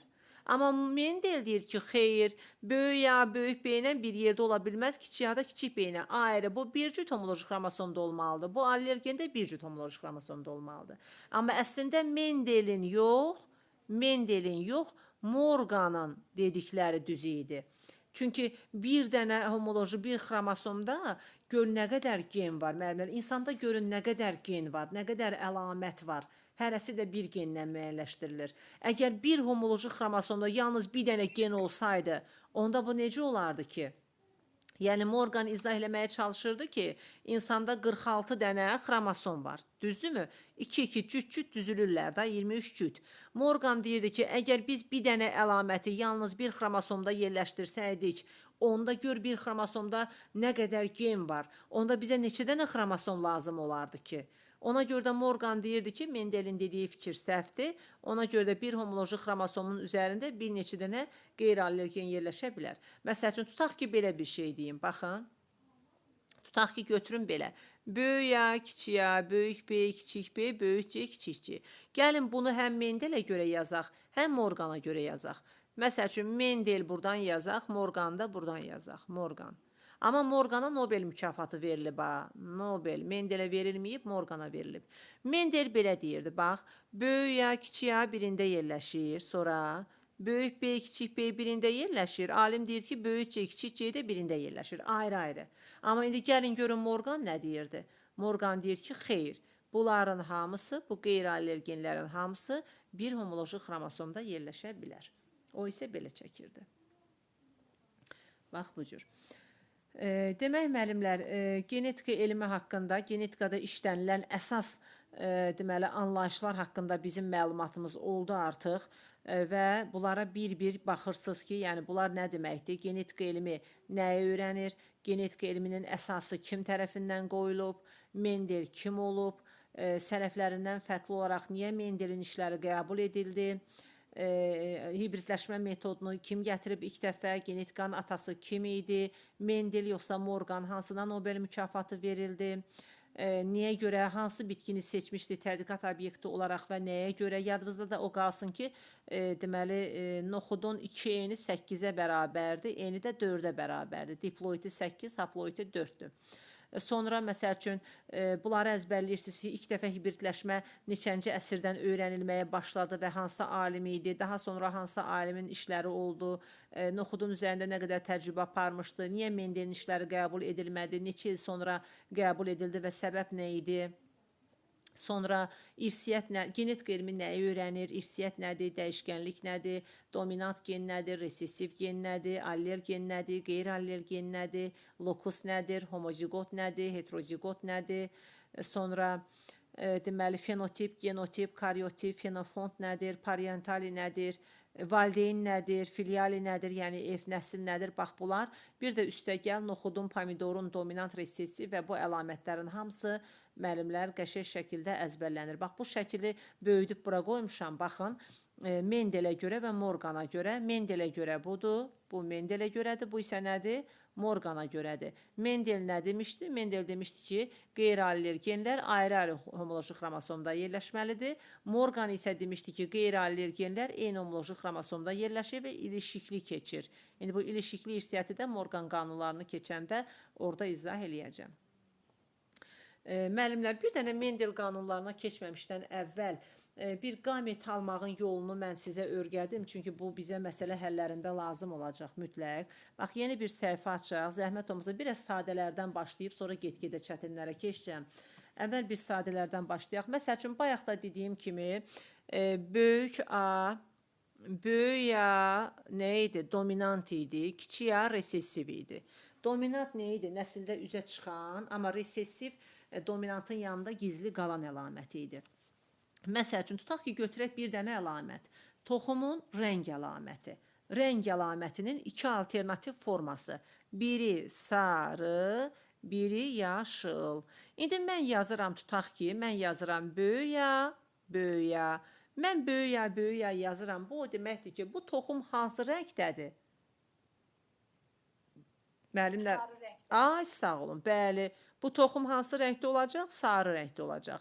Homozigot olacaq yoxsa heterozigot olacaq? Heterozigot. Niyə müəllimə? Eynidir axı, homodur axı. İkisi de böyükse homo. Bəli, bəli, İkisi homozigot. büyükse hetero. Bəli, müəllimlər, bunları qeyd eləyin özünüzdə, xahiş edirəm. Bax, bu dedikcə qeyd eləyin. Böyük ya nə rəngdir? Sarı. Niyə sarıdır? Çünki böyük A dominant əlamətdir. Necədir? Homozigotdur. Niyə homozigotdur? Çünki bir tip qamət əmələ gətirir. Yalnız böyük A qamətin əmələ gətirəcək bu. Baxın, bircə tip qamət əmələ gətirəcək. Böyük A. Yaxşı. İndi deyirəm ki, məsəl üçün yazıram, deməli, kiçik A. Kiçik A nə rəngdə olacaq siz bilən? Yaşıl. Bəli, yaşıl olacaq. Niyə yaşıl olacaq? Çünki resessiv əlamətli yanında böyük hərf yoxdur. Ona görə də yaşıllıq üzə çıxacaq. Homozigotdur yoxsa heterozigotdur? Heterozigot. Homozigotdur, bəli, homo eyni deməkdir, müəllimlər. Baxın, yazın mötərizənin içərisində homo eynidir, hetero müxtəlifdir. Axı, burada müxtəlif hərf yoxdur, ikisi də eyni hərfdir. Bəli, neçə tip qamət əmələ gətirəcək? Bir tip. Bir tip, böyük A. Bəli, yalnız böyük A. Və bir də bir şey deyim müəllimlər, elə yadıma düşmüşkən, bir var saf xətt, bir var hibrid. Bunu bir dənə deyim sizə, bunu da qeyd edeyim. Ay, bəli. Bax, bu da saf xəttdir. Elə yazın yanına. Bu da saf xəttdir. Bu da saf xəttdir. Niyə? Hibrid deyəcəm indi nədir? Saf xətt, yəni eyni olan, eyni, özünə oxşayan nəsillə çarpazlaşanda parçalanma verməyən xəttlərdir saf xəttlər. İndi belə keçək yazaq. Məsəl üçün, yazıram ki, indi müəllimlər, böyük A, kiçik A. Bu nə rəng olacaq?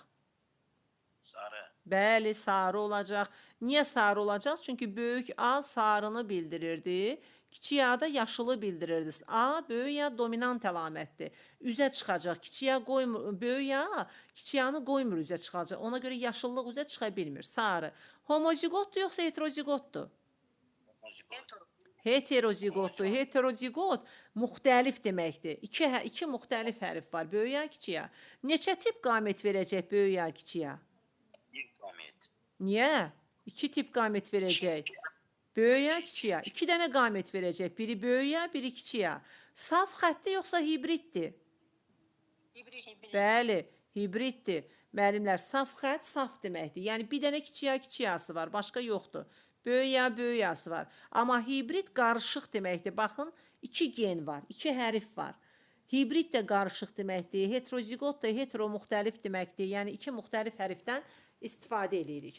İndi baxın, bunlar rahat. Məsəl üçün deyirəm ki sizə, məsəl üçün tutaq ki dedim ki, böyük A, böyük A-dan biz neçə dənə qamət ala biləcəyik? Neçə tip qamət alırıq?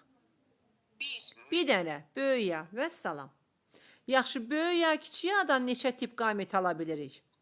Bir dənə. İki dənə, həm böyük A, həm kiçik A. Bax, bu homozigotdur, bu heterozigotdur. İki tip qamət verir. İndi belə deyim, yaxşı. Tutaq ki yazıram, böyük A, böyük A, böyük B, böyük B. Bax, bunu oxuyaq ki, bu nədir deyəndə deyirəm ki, məsəl üçün, tutaq ki, böyük A sarıdır, kiçik A yaşıldır, böyük B hamardır, hamar, kiçik B qırışlıdır. Bax, burada iki dənə əlamət var, müəllimlər. Biri rəng əlaməti, toxumun rəng əlaməti, biri də forma əlaməti. İndi gəlin bunu oxuyaq. Ay, sağ olun. Bunu oxuyacağım. Sarı, hamar, bəli. Düzdür, Aygün müəllimə. Sarı, hamar. Baxın, sarıdır, hamardır. Bəs homozigotdur yoxsa heterozigotdur?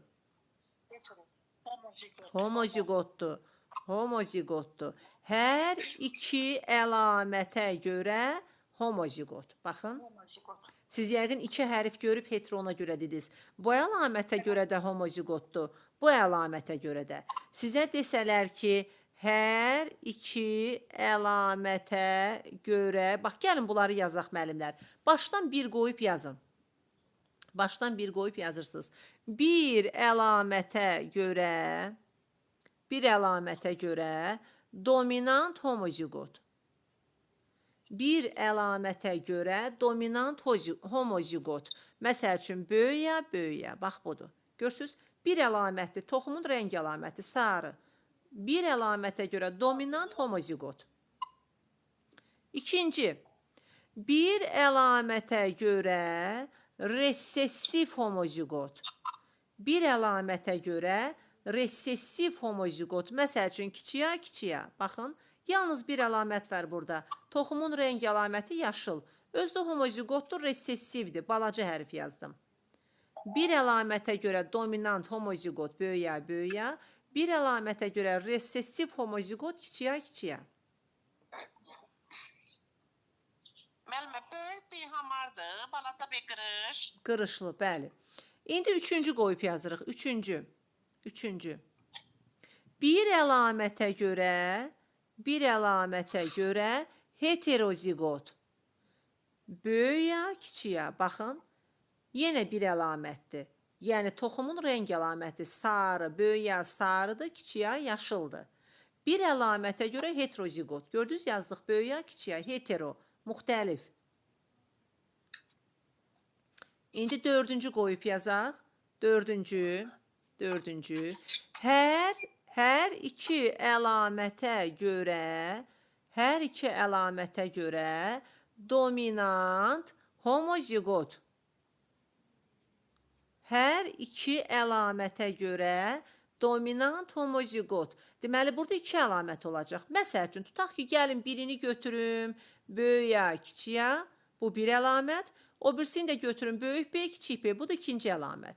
Böyüyə olsun sarı, kiçik A olsun, tutaq ki, yaşıl.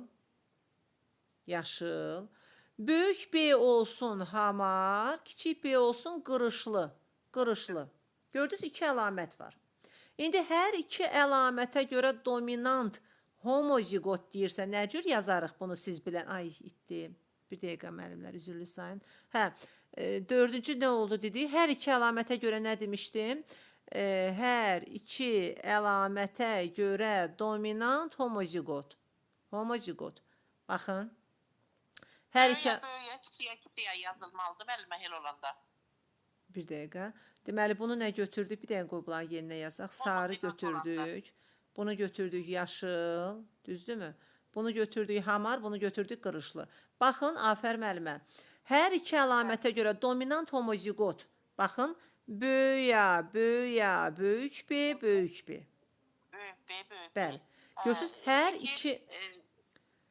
hər iki əlamətə görə, həm rəng əlamətinə görə, həm də form əlamətinə görə, hər iki əlamətinə görə dominantdır, özü də homozigotdur. Necə oxuyacağıq bunu? Sarı, hamar. Bəli, sarı, hamar. Bax, bu cür oxuyacaqsınız. İndi keçək nəyə yazaq? İndi yazırsınız 5-cidir, səhv eləmirəmsə 5-ci gəlir. 5-ci. Yazırıq. Hər iki əlamətə görə homozigot resessiv. Hər iki əlamətə görə homozigot resessiv. Onsuz da buna heç homozigot deməyə ehtiyac da yoxdur. Çünki hər iki əlamətə görə resessivdirsə, onsuz da homozigot olmalıdır. Başqa bir çarəsi yoxdur. Kiçik B, kiçik B. Baxın. Bəli. Necə oxuyacaq? Yaşıl, qırışlı. Bəli, yaşıl, qırışlı. 6-cı yazırıq. Hər iki əlamətə görə, deməli, hər iki əlamətə görə heterozigot. Hər iki əlamətə görə heterozigotu nə cür yazarıq? Böyüyə, kiçiyə, böyük B, kiçik B. Baxın. Böyüyə, kiçiyə, böyük B, kiçik B. Necə oxuyacağım? Sarı, hamar. Niyə sarı hamar? Çünki böyüyə varsa yaşıllıq üzə çıxa bilmir, sarı olacaq. Böyük B varsa qırışlı üzə çıxa bilmir, hamar olacaq. Sarı, hamar. Görürsünüz, hər iki əlamətə görə heterodur. Bu da heterodur, bu da heterodur, müxtəlifdir. Sonra, məsəl üçün, indi belə yazın 7 qoyub. Bunların hamısı görəcəksiniz müəllimlər. Test işləyəndə bizə lazım olasıdır. Ona görə büyüm az bir hissəni keçəcəm, tam dərindən bilək deyənə. İndi növbəti nəyə keçirəm? 7-ci yazırıq. 7-ci nədir? Yazırıq ki, bir əlamətə görə və yaxud da elə bir əlaməti qoy açıq yazaq da, deyək ki, rəng əlamətinə görə. Çünki bir əlamət deyəndə bilməyəcəyik də hansı əlaməti götürək. Məsəl üçün, gəlin deyək ki, 7-ci rəng əlamətinə görə, toxumun rəng əlamətinə görə toxumun rəng əlamətinə görə homozigot, dominant genlər. Toxumun rəng əlamətinə görə və yaxud da belə də edə bilərik. Toxumun rəng əlamətinə görə dominant homozigot. Görürsünüz? Rəngə görə homozigot deyirsə, onda böyük A, böyük A, böyük B, kiçik B. Deməli, toxumun rəng əlamətinə görə homozigot dominant deyirsə, deməli, kiçik A, kiçik A da ola. Görsənmir ay müəllimə. Heç kim, Görsənmə də qaraldı. hə, Qaldı müəllimə. müəllimlər heç kim də görsənmir. Görsənir, müəllimə, görsənir. Hə, siz çıxın bir də girin. Müəllimlər, siz çıxın bir də girin. Yəqin sizdə internet getdi. Deməli, nə deyirik? Toxumun rəng əlamətinə görə dominant homozigot.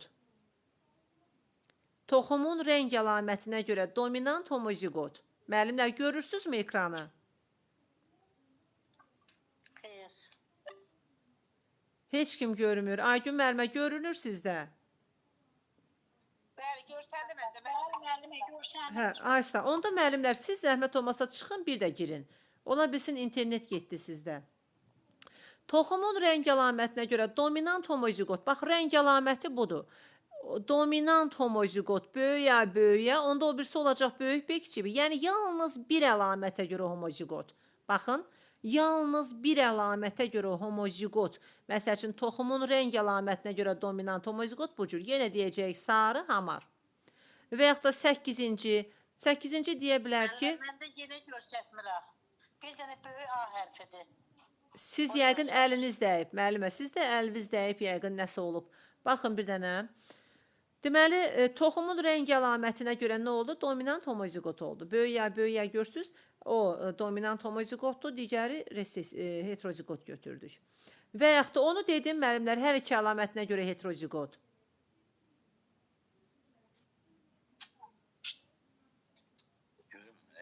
Müəllimlər, hər iki əlamətinə görə heterozigotu dedik. Aygün müəllimə, dedikmi? Hə, yaxşı. Toxumun rəng əlamətinə görə dominant homozigot və yaxud da ola bilər ki, toxumun forma əlamətinə görə. Müəllimə, ekran itdi, mən də keçirdirəm, gedirəm, onda görsənir. Bax, indi də itdi. Ay müəllimlər, hamı da elədi. Sizin profiliniz görsənir. Müəllimə, sizin profiliniz görsənir, başqa heç nə yox. Bir dəqiqə. İnternetim var, ancaq göstərin. Müəllimlər, bir dəqiqə. Aygün müəllimə, sizdə elədir, yoxsa görünür tam? Yox, müəllimə, məndə görsənir hamısı. Nə yazırsınız? Ay müəllimlər, sizdədir problem. Müəllimlər, problem sizdədir. Əgər məndə olsa, heç bir müəllim görməzdi. Olur bir də. O görümün. Hə, əgər məndə olsaydı, Aygün müəllimə görməzdi, heç bir müəllim görməzdi. Deməli, sizin özünüzdədir problem. Toxumun forma əlamətinə görə homozigot dominant desə, onda böyük A, kiçik A, böyük B, böyük B. Baxın, toxumun forma əlamətinə görə homozigot dominant. Fikir verin, deməli, biri heterozigotdur rəng əlaməti, o birisi homozigotdur. İndi sizə nə desə, onu, yəni baxıb yazırsınız. Əsas onu bilin ki, homozigot nədir, heterozigot nədir? Rəng əlamətinə görə heterozigot deyirsə, böyük A, kiçik A. Onda böyük B olacaq. Və yaxud da gəlin belə bir şey deyək. Məsəl üçün, tutaq ki, deyirəm ki, sarı, hamar noxudu nə cür yazarıq? Aygün müəllimə, sarı, hamar noxudu neçə cür yaza bilərik? Böyük A, böyük B, kiçik B. Bir belə yaza bilərik. Sonra? Böyük B, böyük B. Sonra belə də yaza bilərik. Düz dediniz. Bu da olar. Böyük A, kiçik A, bəli, belə də yaza bilərik. Böyük A, kiçik A, böyük B, kiçik B. Düzdür, belə də yaza bilərik. 3 cür yaza bilərik. Düzdürmü? Və yaxud da belə də yaza bilərdik. Baxın. Aha. Bəli. Deməli, baxın, bir əlaməti, hər iki əlamətinə görə homozigot, bir əlamətinə görə homozigot, digər əlamətinə görə heterozigot, hər iki əlamətinə görə heterozigot, rəngə görə heterozigot, formaya görə homozigot. Görürsünüz? Amma sarı, hamarı bircə cür yaza bilərik və salam.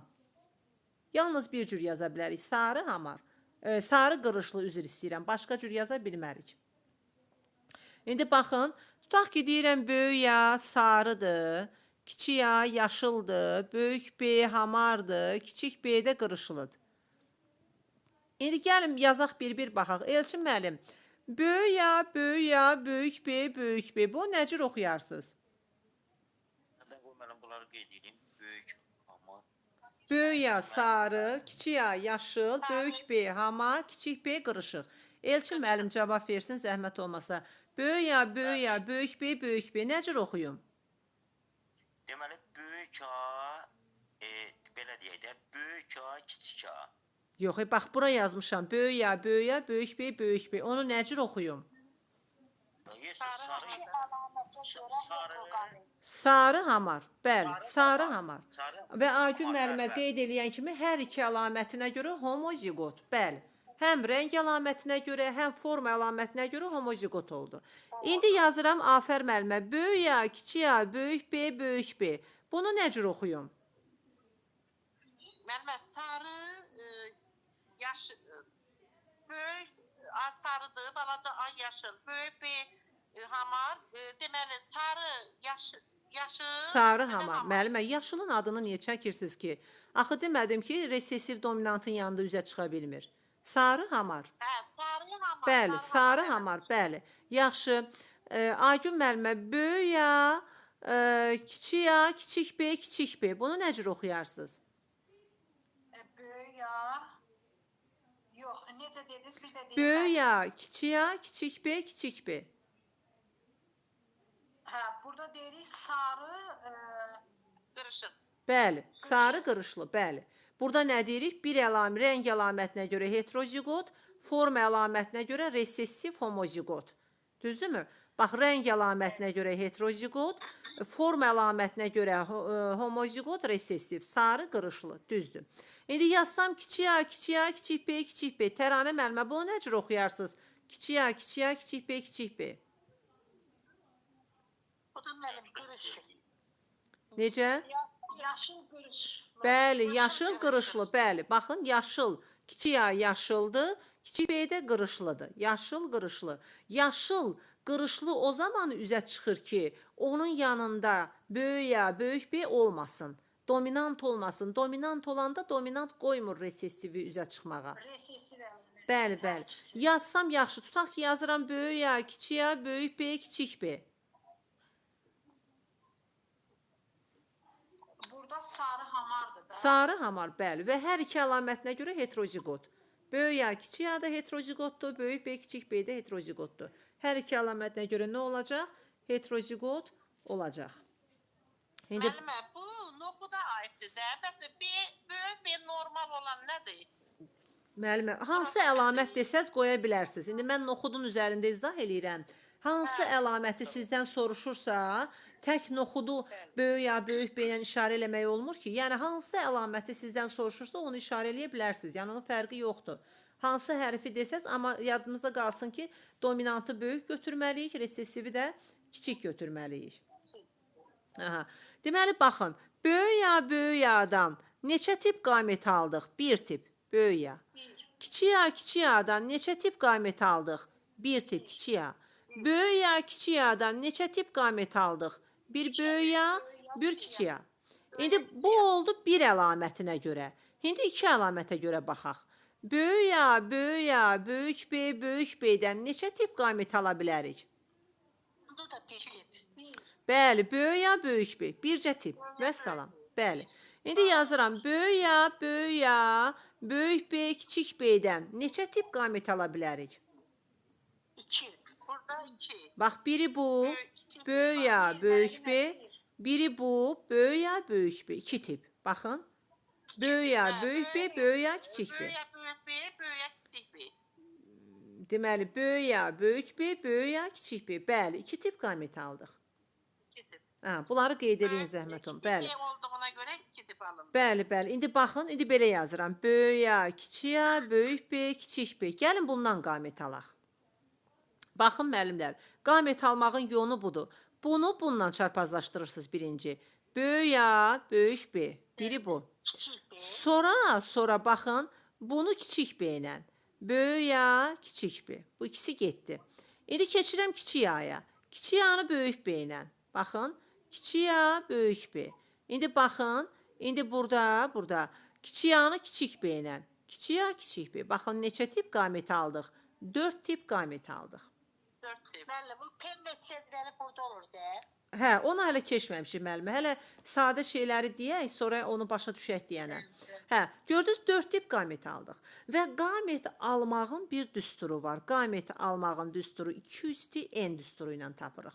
2 üstü n nədir? N heterozigotların sayıdır. Heterozigotların sayı. Baxın, siz bir yerə yazın ki, qamət almağın yolları. Əvvəl sadədən başlayaq, sonra mürəkkəbə gedək. Homozigot fərddən qamət aldıq, bildiniz. Böyük ya. Qamət bərabərdir 2 üstü n. N nəyi bildirir? Heterozigotların sayını. Aydın məsələdir ki, burada heterozigot yoxdur. İkisi də homozigotdur. Düzdürmü? Ona görə də bunun cavabı 1 olacaq. Çünki buradan bircə tip qamət alırıq. Bu heç. Homozigotların hamısından bir tip qamət alırıq. Bunu bildik. Məsəl üçün, baxın, böyük yadan bir tip qamət aldınız. Kiçik yadan bir tip qamət aldınız. Böyük ya, böyük B'dən bir tip qamət aldınız. Baxın, böyük ya, kiçik B'dən bir tip qamət aldınız. Baxın, müəllimlər, homozigotların hamısından bircə tip qamət alırsınız. Fikir verin, başqa yoxdur. Homozigotdan. Bəli. İndi orada bir böyük, bir kiçik olsa 2 qamət alırıq da. Bəli. Müəllimlər, yazırsınız ki, homozigot fərdlərdən yalnız bir tip qamət alınır və yaxud da biraz da böyüdək. Böyük ya, böyük B, böyük C, böyük C. Neçə tip qamət alacaq? Baxın, burada heterozigot var, yoxdur. Heterozigot var, yoxdur. Ona görə bircə tip qamət alacaqsınız. Böyük ya, böyük B, böyük C. 3 əlamətə görə bir tip. Ay, sağ olun. Və yaxud da 4 əlamət yazıram. Böyük ya, böyük B, böyük C, böyük D, böyük D. 1 əlamət, 2 əlamət, 3 əlamət, 4 əlamət. Bir əlamət. Məsəl üçün, indi deyirəm ki, sarı, hamar, uzun gövdəli, bir də deməli deyirəm ki, qırmızı çiçəkləri olan noxud. 4 əlamətin 4'ü də dominantdır. Neçə tip qamət alacağım? Bircə tip. Böyük ya, böyük B, böyük C, böyük D. Homozigot fərdlərin hamısından bir tip qamət alırsınız. Amma heterozigot olanda, indi yazın zəhmət olmasa heterozigot olanda artıq ya bu düsturdan istifadə edə bilərik 2 üstü n. Burada n nəyin sayıdır? Heterozigotların sayıdır. Məsəl üçün, böyük ya, kiçik ya. Burada neçə dənə heterozigot var? Qamət bərabərdir 2 üstü 1 dənə. 2 üstü 1 də 2. 2 tip qamət aldım. Böyük ya, kiçik ya. Və yaxud da yazıram. Böyük ya, kiçik ya, böyük B, kiçik B. Baxın. Burada neçə dənə heterozigot var? 1, 2. 2 dənə heterozigot var. Ona görə yazdım 2 üstü 2. 2 üstü 2 nə elədi? 4. Mən neçə dənə qamət alacağım? 4 dənə. Böyük ya, böyük B, böyük ya, kiçik B, kiçik ya, böyük B, kiçik ya, kiçik B. 4 dənə. 1, 2, 3, 4 dənə. İndi gəlin bir dənə belə bir 3 əlaməti yazaq. Böyük ya, kiçik ya, böyük B, kiçik B, böyük C, kiçik C. Burada müəllimlər neçə dənə heterozigot var? 1, 2, 3 dənə heterozigot var. Deməli, qamət bərabərdir 2 üstü n, o da bərabərdir. N'in yerinə nə yazaq? 2 üstü 3. 2 üstü 3 nə deməkdir? 2 vur 2, vur 2, vur 2. 8, 2 dəfə 2, 4, 4 dəfə 2, 8. Deməli, buradan 8 dənə qamət alacağıq. İndi gəlin bunların qamətlərini yazaq. Baxın, bir dəfə böyük ya, böyük B, böyük C-ni götürün. Böyük A, qoy buranı silək, yeri açılsın bizə. Baxın. Demək, rəqəmi bildik ki, 8 qamət alasıyıq. Bunu bildik. Gəlin yazaq indi bu qamətlər hansılardır? Baxın, müəllimlər, bir dəfə bunu götürək. Böyük A, böyük B, böyük C. Böyük A, böyük B, böyük. Bu 1. Sonra böyük A, böyük B, kiçik C-ni götürək. Baxın, böyük A, böyük B, böyük C. Bunu götürdük. Sonra böyük A, böyük B, kiçik C-ni götürək. Sonra böyük A, kiçik B, böyük C. Böyük A, kiçik B, kiçik C. 4'ü bu. Keçir indi kiçik A'ya.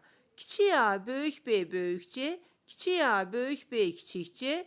Kiçik A, kiçik B, böyük C. Kiçik A, kiçik B, kiçik C. Baxın, doğrudan da 8 dənə qamət oldu. Aydındır müəllimlər? Hə. Yazın, yazın.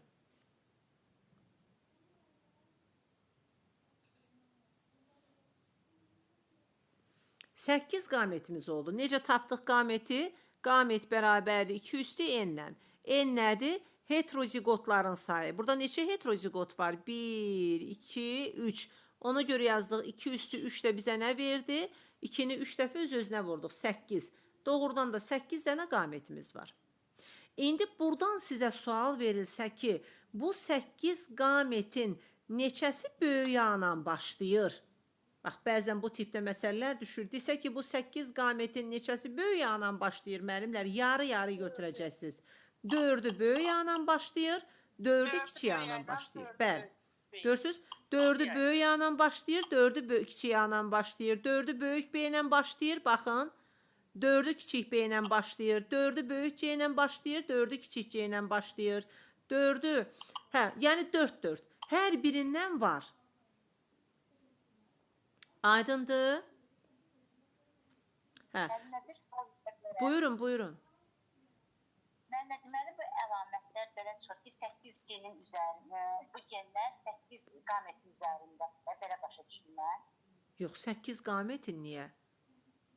Bu 8 aldıq ha oradan. Bu bilirsiz nədir? Bu ehtimaldır, Aygün müəllimə.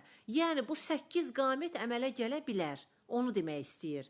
Yəni bu fərddən, bəli. Yəni bu fərd 8 tipdə qamət verə bilər. Bu tipdə də verə bilər, bu tipdə də verə bilər, bu tipdə də. Yəni Düşdü. ay sağ olun. Bəli, bəli. Hansı düşdü, bəli. Baxır ki, xromosomlar axı biz demişdik ki, yadınızda bir məsələ vardı. 0-dan 4-ə drozofildə demişdik, 0-dan 4-ə anadan, 0-dan 4-ə atadan. Bağımsız dağılır da. Yəni ki, belə deyim də, səliqə ilə dağılmır da, qarışıq şəkildə. Yəni bilinmir ki, hansı hara keçəsidir ki, o genlər necə olur. Yəni ehtimaldır bu. Bu 8 qamətin hansısa biri əmələ gələ bilər. O deməkdir. Aha. Siz sağ olun can. Hə, olsun müəllimə. Və yaxud da belə də tapa bilərsiniz. Baxın qaməti. Böyük ya, kiçik ya, böyük B, kiçik B, böyük C, kiçik C. Baxın, məsəl üçün, burada neçə tip qamət var? 2. Burada neçə tipdir? 2. Burada neçə tipdir? 2. 2 dəfə 2, 4, 4 dəfə 2, 8. Neçə qamət oldu? 8. Bax, belə də tapa bilərik. Yəni, düsturla da tapa bilərsiniz. 2 üstü n-lə. Belə də tapa bilərsiniz. Bax, bu 2 tip, böyük ya, kiçik ya. Bu 2 tip, böyük B, kiçik B. Bu 2 tip, böyük C, kiçik C. Cəmi neçə oldu? 8 qamət. Aha. Və yaxud da belə bir sual verə bilər sizə. Böyük ya, kiçik ya, böyük B, kiçik B, böyük C, kiçik C. Qamətin sayını bildiniz, tapmağı bildik. İndi sizə deyə bilər ki, bax, belə sual verə bilər ki, məsəl üçün, belə bir qoyub yazaq. Tutaq ki, deyir ki, böyük ya, böyük B, böyük C qamətinin əmələ gəlmə ehtimalını tapın. Böyük ya, böyük B, böyük C qamətinin əmələ gəlmə ehtimalını tapın deyər sizə. Yadımızda qalsın. Bax, belə bir başlıq yazın ki, hər bir qamətin əmələ gəlmə ehtimalı 1-ə bərabərdir. Hər bir qamətin əmələ gəlmə ehtimalı 1-ə bərabərdir. Yəni, məsəl üçün, bayaq dediyə 8 qamət. Hər qamətdən bircə dənə olacaq. 8-də 1, 8-də 1. Nəyə görə? Gəlin baxaq. Hər qamətin əmələ gəlmə ehtimalı 1 götürürük. Yəni, başqa 2 qamət eyni 2 qamət ola bilməz. Niyə? Baxın, bayaq mən qamətləri yazanda gördünüz. Böyük ya, böyük B, böyük C, böyük ya, böyük B, kiçik C, böyük ya, kiçik B, böyük C, böyük ya, kiçik B, kiçik C, kiçik ya, böyük B, böyük C, kiçik ya, böyük B, kiçik C. Baxın, siz görün, burada fərqli bir qamət var, müəllimə. Yəni, eyni var, bu hamısı fərqli-fərqlidir. Baxın, hamısı ayrı-ayrıdır. Deməli, hər qamətdən bir dənədir. Hər qamətin əmələ gəlmə ehtimalı 1-dir. Ona görə də, böyük ya, böyük B, böyük C qamətinin əmələ gəlmə ehtimalını tap deyəndə, tez qamətin sayını tapırıq. Bildik ki, qamətin sayı 8-dir. 2 üstəyindən tapdıq 8. Deyirik 8-də 1. Böyük ya böyük B böyük C-də 8-də 1-dir. Böyük ya böyük B kiçik C-də 8-də 1-dir. Böyük ya kiçik B böyük C-də. Hamısı o 8 qametin hamısından bir dənədir. Və yaxud da belə də eləyə bilərsiniz. Baxın. Məsəl üçün belə də eləyə bilərik. İndi bura baxın. Böyük ya qametindən deyir, böyük ya böyük B böyük C-nin əmələ gəlmə ehtimalı. Bu neçə dənədir? 2-dən biri. 2-dən biri böyük yadır, 2-dən biri kiçik yadır. İndi bura baxın. 2-dən biri böyük B-dir, 2-dən biri kiçik B-dir. Buna baxın. 2-dən biri böyük C-dir, 2-dən biri kiçik C-dir. İndi böyük ya böyük B böyük C-nin əmələ gəlmə ehtimalı. 2-də biri böyük ya. 2-dən biri kiçik böyük B. 2-dən biri də böyük C. 2-də 1, 2-də 1, 2-də 1 nə elədi? 8-də 1. Necə müəllimə? Hə, elədi 8-də 1.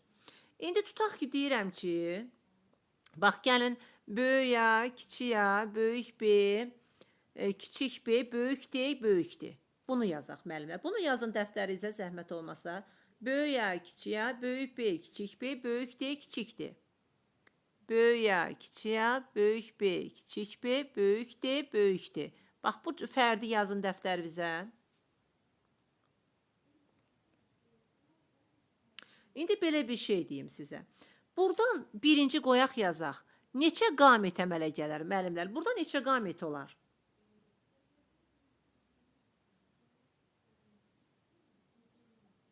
Üç dənə müəllimə. Baxaq. Niyə görə? Qaməti nə cür tapırdıq? Düstur nə cür idi? 2 üstü n. 2 üstü n. N nəyin sayı idi? N nəyin sayı idi? Qametlərin. Xeyr, xeyr. N qametin sayı deyildi. Heterozigotların sayı idi. Burada neçə dənə heterozigot var? 1, 2 dənə heterozigot var. Baxın. 2 üstü 2.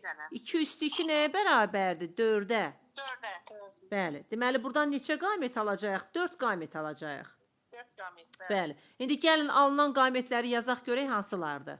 Böyük A, böyük B, böyük D. Biri bu.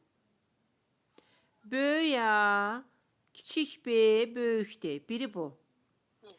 Kiçik A, böyük B, böyük D. Kiçik A, kiçik B, böyük D. Baxın, bütün ehtimalları yazdıq. 4 dənə qamət alındı. Hər qamətində əmələ gəlmə ehtimalı 4-də 1-dir. Baxın, 4-dən biri budur, 4-dən biri budur, 4-dən biri budur, 4-dən biri də budur. Hərəsindən bircə dənədir. Bir dənə əmələ gəlib. Aydındır? Aha. İndi baxın, sual verə bilər ki, bu 4 qamətin neçəsi böyük yağla başlayır? Fikir verin, neçəsi böyük yağla başlayıb? İkisi. Deyirik, ikisi böyük yağla başlayıb. Neçəsi kiçik yağla başlayıb? Baxın, ikisi kiçik yağla başlayıb. Aha. Neçəsində böyük D var? 4-ündə də böyük D var. Çünki bu homozigotdur. Görürsünüz, 4-ündə də böyük D var deyirik. Bax, ya belə tapırsınız müəllimlər. Və yaxud da bu testdə sizə belə bir sual verə bilər. Baxın, kiçik A, kiçik B, böyük D qamətinin əmələ gəlmə ehtimalı. Tez qamətin sayını tapırsınız, deyirsiniz 4-dən 1. Çünki bütün qamətlərin əmələ gəlmə ehtimalı 1-dir. Və yaxud da bunu belə də tapa bilərsiniz. Baxın bir dənə. Baxın. Yəni bu düsturla tapılma üsuludur demək istəyirəm. İndi fərqli tapılma üsulunu deyəcəm. Əgər düstur yadınızdan çıxırsa belə tapın. Baxın. Burada neçə qamət var? 2 tip. Böyük ya, kiçik ya. Burada neçə tip qamət var? 2 tip. Böyük ya, kiçik ya. Burada neçə tipdir? 1 tip. Böyük D. İndi vurun bir-birinə. 2 dəfə 2, 4, 4 dəfə 1 də 4. Neçə tip qamət əmələ gələcək? 4 tip. Bəli. Bu cür. Və yaxud da deyə bilər ki, böyük A, böyük B, böyük D qamətinin əmələ gəlmə ehtimalını tap. Ya deyirsiniz 4-də 1, çünki bütün qamətlərin əmələ gəlmə ehtimalı 1-dir. Və yaxud da belə eləyirsiniz, baxın. 2-dən biri nədir? Böyük A. Burada 2-dən biri nədir? Böyük B. Burada bir hissə böyük D. Vurursak bir-birinə. 2-də 1 vur, 2-də 1 vur 1. Nə elədi? 4-dən 1. 4-də 1. Bu cür. İndi baxın müəllimlər, gəlin böyük bir bura qədər mən saxlayacağam. Çünki buradan o tərəf görək, indi baxaq, vaxt qalsa davam eləyərik. Mendel qanunlarına keçərik vaxt qalsa. Qalmasa gələn dəfə keçərik də Mendel'la. Olma onu qurtardıq biz. Bəli, onu qurtarmışıq, artıq onun testlərindəyik. Testləri davam eləyirik, yəni Hələ yayınçı. testə baxasıyıq. Yox müəllimə, testi bitirməmişik, narahat olmayın. Yəni testə baxasıyıq. Bir də müəllimə, bu dərslərin tarixi ilə atın telefonlarda YouTube-a. Bəli. Tarixi olmayanda mən bilmirəm, baxa bilmirəm. Tarixi yox, adını yazacağım da müəllimə, dərsin adını. Ya onda adını yazın. Hə, adını. Hə, yazmışam. Tarixi yazırdınız bilirdim. Hə, dərslərin hamısının adı var müəllimlər. Hə, adı var, adını yazmışam. Hə, indi bax birini də yazın. Zəhmət olmasa açın dəftərinizi. Böyük A, kiçik A, böyük B, kiçik B. Böyük D, böyük D. Sonra böyük C, böyük C. Böyük Y, kiçik Y, böyük M, kiçik M. Bax belə bir fərqdir. Adilə müəllimə, siz mənə deyin zəhmət olmasa, burada neçə dənə əlamət var? 7. Baxaq görək. 1, 2, 3, 4, 6. Aysa, 6 əlamət var, bəli. 6 əlamət. Məsələn, deyirəm ki, sarı, hamar, hündür gövdəli, qırmızı çiçəkli, çiçəklər buğumda yerləşən, deməli, buğumlu meyvəli. Məsəl üçün, görürsünüz, 6 dənə əlamət götürülübdür. Neçə əlamətə görə heterozigotdur, Adilə müəllimə? Neçə əlamətə görə heterozigotdur?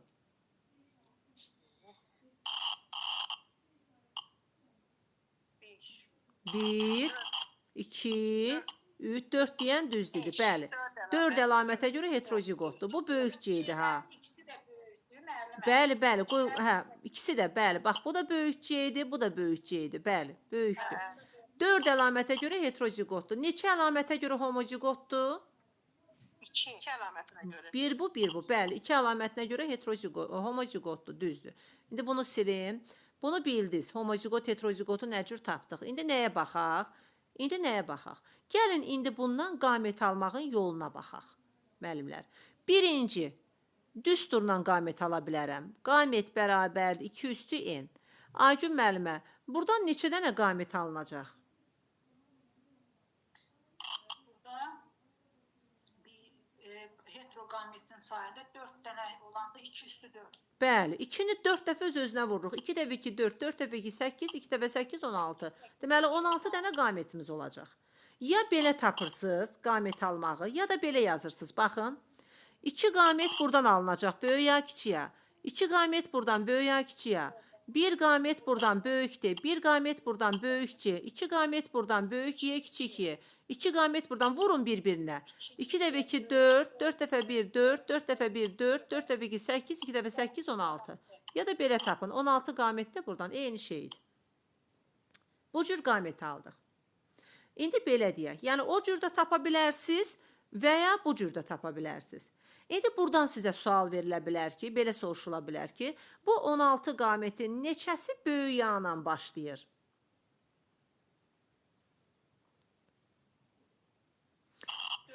8-i böyük yağla başlayır, yarıya bölün. 8-i kiçik yağla başlayır. Bəli. 8-i böyük B ilə başlayır, 8-i kiçik B ilə başlayır. İndi baxın, D-lərin hamısı. 16-sı böyük D ilə başlayacaq, 16-sı böyük C ilə başlayacaq. 8-i böyük Y ilə başlayacaq, 8-i kiçik Y ilə, 8-i böyük M ilə, 8-i kiçik kiçik M ilə. Bax bu cür. Bir homozigot olanların 16-sında da böyük D, 16-sında da böyük C-yə rast gəlinəcək. Aydındır mı müəllimlər? Aha. İndi bunun içərisindən sizə belə bir sual da verim. Baxın, yəni bəzən bir dənə qaməti yazır və ondan bir neçə dənə sual sizə verilə bilər. Məsəl üçün, tutaq ki, belə bir şey soruşsun sizdən. Desin ki, böyük A, böyük B, böyük C, böyük A, böyük B, böyük D, böyük C, böyük Y, böyük M qamətinin əmələ gəlmə ehtimalını tapın. Nə deyəcəksiniz? Əmələ gəlmə ehtimalı. Müəllimlər, əmələ gəlmə ehtimalını nə cür tapırdıq? 6'da 1. 6-da 1 niyə? Neçə qamət var idi? 16-da 1. Bəlkə 16 dediniz, mən səhv eşitdim. Hə. 16 qamət. Bəli, bəli, 16-da 1. Yəni hər qamətdən 16 qamətin hərəsindən bir dənədir. 16-da 1. Və yaxud da belə eləyin, bura baxın.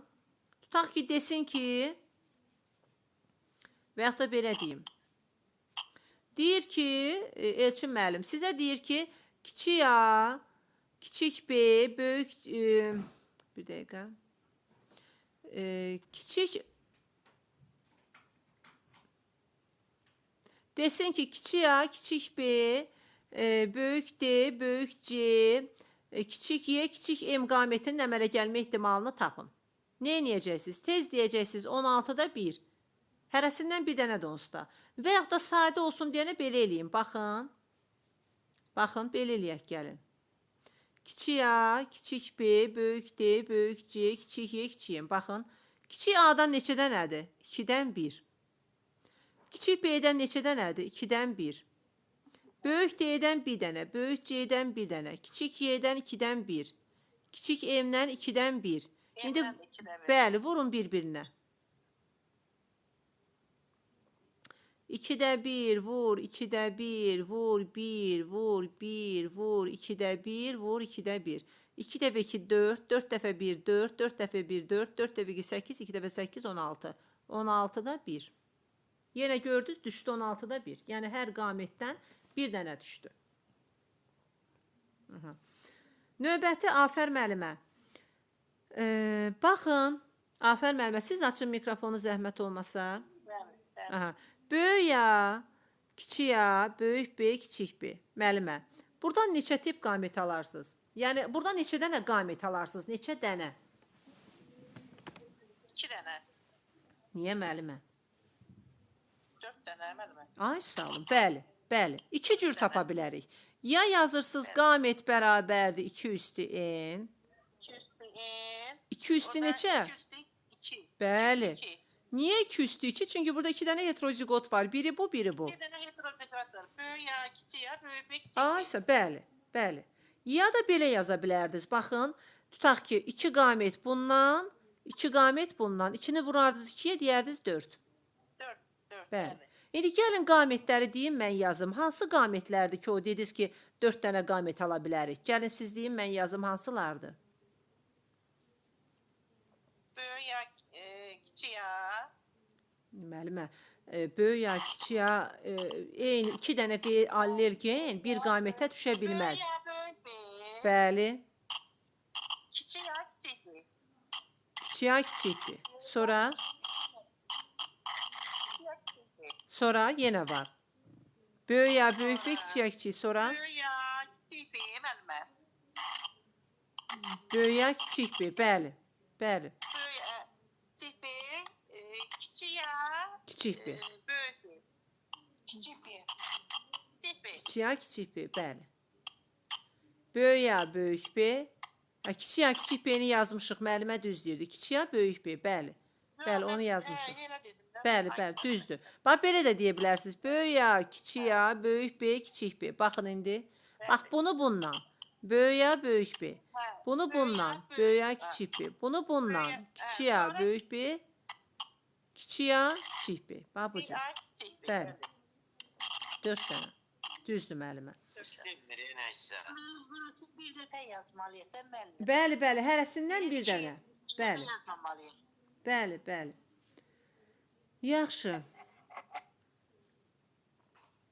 Gəlin belə bir şey yazın. Məsəl üçün, gəlin yazaq. Tutaq ki, böyük A, kiçik A, böyük B, kiçik B, böyük C, böyük C, bayaqki böyük D yazmışdıq da, hə. Böyük D, böyük D, məsəl üçün, böyük Y, kiçik Y, böyük Y, kiçik Y. Bax, belə bir qamət yazmışıq, yəni. İndi yaxşı, deyək görək. Buradan biz Yoxsa bayaq yazdığımız da belə idi. Yox, gəlin bunu dəyişək, bayaq eyni oldu. Böyük A, kiçik A, böyük B, kiçik B, böyük D, kiçik D. Elçin müəllim, siz açın mikrofonu zəhmət olmasa. Hə. Elçin müəllim, baxın, böyük A, kiçik A, böyük B, kiçik B, böyük D, kiçik D. Burada neçə əlamətə görə heterozigot var? Burada deməli belə deyək də, homozigot 3-dür, heterozigot da 3-dür. Burada homozigot yoxdur Elçin müəllim. Neçə dənə heterozigot var? 3. 3 dənə. Bəli, hansılardır deyin görək? A, B, D. Yox, elə deməyin də. Böyük A, kiçik A. Böyük A, kiçik A 1. Heç də bilmirəm, nəsə. Müəllimlər, siz mikrofonları bağlayın zəhmət olmasa. Böyük A, kiçik A 1. Böyük B, kiçik B 2. Böyük D, kiçik D 3. 3 dənə. Bəli, 3 dənə burada nə var? Heterozigot var. Yəni 3 əlamət var da. 3 əlamətə görə də heterozigotdur. Məsəl üçün, sarı, hamar, hündür gövdə. Belə deyək. Sarı, hamar, hündür gövdə. Sarı ona görədir ki, böyük yağ var, sarılıqdır, yaşıllıq gizli qalır. Hamar ona görədir ki, böyük B var, qırışlı gizli qalır. Hündür boy ona görədir ki, böyük D var, kiçik D resessivdir, gizli qalır. 3 əlamətə görə heterozigot bir fərddir. Burada neçə tip qamət alarıq Elçin müəllim siz bilən? Bunlardan demək, mənim 3 qamət. 2 üstü n düsturu. N nəyin sayı idi? 2 üstü n bərabərdir, 2 üstü 3. Ay sağ olun. N heterozigotların sayıdır. Heterozigotda 3 dənədir. 2 vur 2 vur 2. 2 vur 2 vur 2. Nə eləyəcək? 8. 8 dənə qamət alınacaq. Və yaxud da başqa hansı yolla tapa bilərdik? 2 qamət burada, böyük ya, kiçik ya. İkisi burada, ikisi burada. Vurun bir-birinə. Elədi 8. Bəli, 8 eləyəcək. Düstur rahat deyim. Hə, rahatlı düsturla tapaq. Yaxşı, indi buradan belə bir sual verim sizə. Məsəl üçün, gəlin qamətləri yazaq. Bax, deyirik ki, 8 qamət alınır. Gəlin, baxaq görək hansılardır ki, bu alınan 8 qamətlər. Yazaq gəlin. Siz deyin, mən yazım. 8 qamətlərdən belə deyək də. A, Böyük ya. böyük ya. Böyük Bir dəqiqə, müəllimlər, mikrofonları bağlayın. Böyük ya, sonra Mənim böyük ya, sonra böyük B, böyük B, böyük D. böyük D. Biri bu. Böyük ya, böyük B, böyük D. Sonra Böyük ya, kiçik B. bax, hələ sırayla gedək ki, çaşmayasınız. Baxın, böyük ya, böyük B, böyük D dediniz. İndi böyük ya, böyük B'ni bu kiçik D ilə götürün. Onda bədə kiçik D. Aha, indi bu getdi. İndi böyük yağını əvvəl böyük yağ götürün. Böyük yağ, böyük B, böyük D. Böyük yağ, böyük B, kiçik D. İndi böyük yağını kiçik B ilə baxın. Böyük yağ, kiçik B, böyük D. Böyük yağ, kiçik B, kiçik D. Baxın, A'lar getdi. 8 qamətin 4'ü A ilə başladı. İndi keçin kiçik yağya. Kiçik yağ, böyük B, Kiçik A, böyük B, böyük D. Sonra Sonra kiçik A, böyük B, kiçik D. Sonra sonra kiçik A, kiçik B, böyük D. Sonra keçəcək kiçik A, kiçik B, kiçik D. aysa oldu 8 dənə. Baxın, indi mən sizə desəm ki, məsələn, test belə düşür ki, böyük A, kiçik A, böyük B, kiçik B, böyük D, kiçik D, fərqli qamət, fərddən alınan kiçik A, kiçik B, kiçik D qaməti bütün qamətlərin neçə hissəsini təşkil edir? Nə deyərsiniz? 8-də 1 hissəsi. Bəli, bəli. Bax, bundan da bir dənədir, bundan da bir dənədir, bundan da bir dənədir, bundan da, bax, hərəsindən təkrarlanan yoxdur, bir dənədir. Ona görə deyəcəksiniz, 8-dən biri kiçik B, kiçik D-dir. 8-dən biri, məsəl üçün, böyük A, böyük B, böyük D-dir. 8-dən biri böyük A, kiçik B, böyük D-dir. Yəni, fərqi yoxdur. Hamısından 8-də bir dənədir. Və yaxud da eləcə bunu belə yazmadan, yəni belə uzun uzadı yazmadan, tutaq ki, sizə sual veribdir ki, belə bir sual veribdir ki, sizə, Kiçik A, kiçik B, kiçik D qametin əmələ gəlmə ehtimalı. Tez belirlirsən, heç nə yazmırsan. Götürürsən bunu. Bax, bu 2 dənədirmi? Böyük A, kiçik A. Kiçik A 2-dən birini təşkil elədi. Vurulsun. Kiçik B 2-dən birini təşkil elədi. Vurulsun. Burada O da kiçik D 2-də 1. Bəli, vurun bir-birinə. 2 dəfə 2 4, 4 dəfə 2 8-də 1. Deyirsiniz ki, 8-dən biri. Aydındırmı? Və yaxud da desəm ki, elə bunun üzərində qoy silməyəydim gərək. Desəydi ki, yaxşı, belə bir sual versəydi ki, bu 8 qametin neçəsi böyük A ilə başlayır, neçəsi kiçik A ilə, neçəsi böyük B ilə, neçəsi kiçik B ilə, neçəsi böyük D ilə, neçəsi kiçik D ilə başlayır.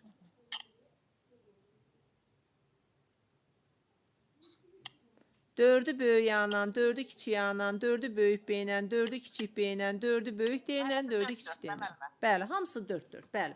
Bayaq qametlərdə əgər dəftəri yazmısınızsa, baxın. Böyük A ilə 4 dənəsi başlayır, kiçik A ilə 4 dənəsi başlayır, böyük B ilə 4 dənəsi. Əgər aralarında homozigot varsa, məsəl üçün, əgər böyük D olsaydı, onda hamısını deyəsiydiniz. Belə olsaydı, bəs Afər müəllimə. Burada mənə deyin görüm Afər müəllimə, bəs burada neçə dənə siz bilən qamet alınar? Bu böyük C idi. Burada da 4'ü. Niyə? Ay müəllimə, burada C olsaydı 4 olardı da.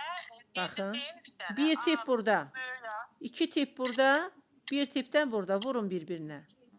2C dənə. Nə var müəllimə? 2C dənə müəllimlər. Və yaxud da 2 üstü N. Burada neçə dənə heterozigot var? 1C dənə. 2 üstü 1 nə eləyəcək? 2. 2. Bəli. İndi gəlin alınan qametləri yazaq görək hansılardır. Baxın hansılardır qametlər. Afər müəllimə deyin görüm hansılardır qamet. Böyük A, Böyük B. böyük C, böyük A, kiçik B, böyük C və salam. 2 tip qamet alındı. Bəli. 2-dən biri böyük A, böyük B, böyük C'dir. 2-dən biri böyük A, kiçik B, kiçik C'dir və salam. Bitti.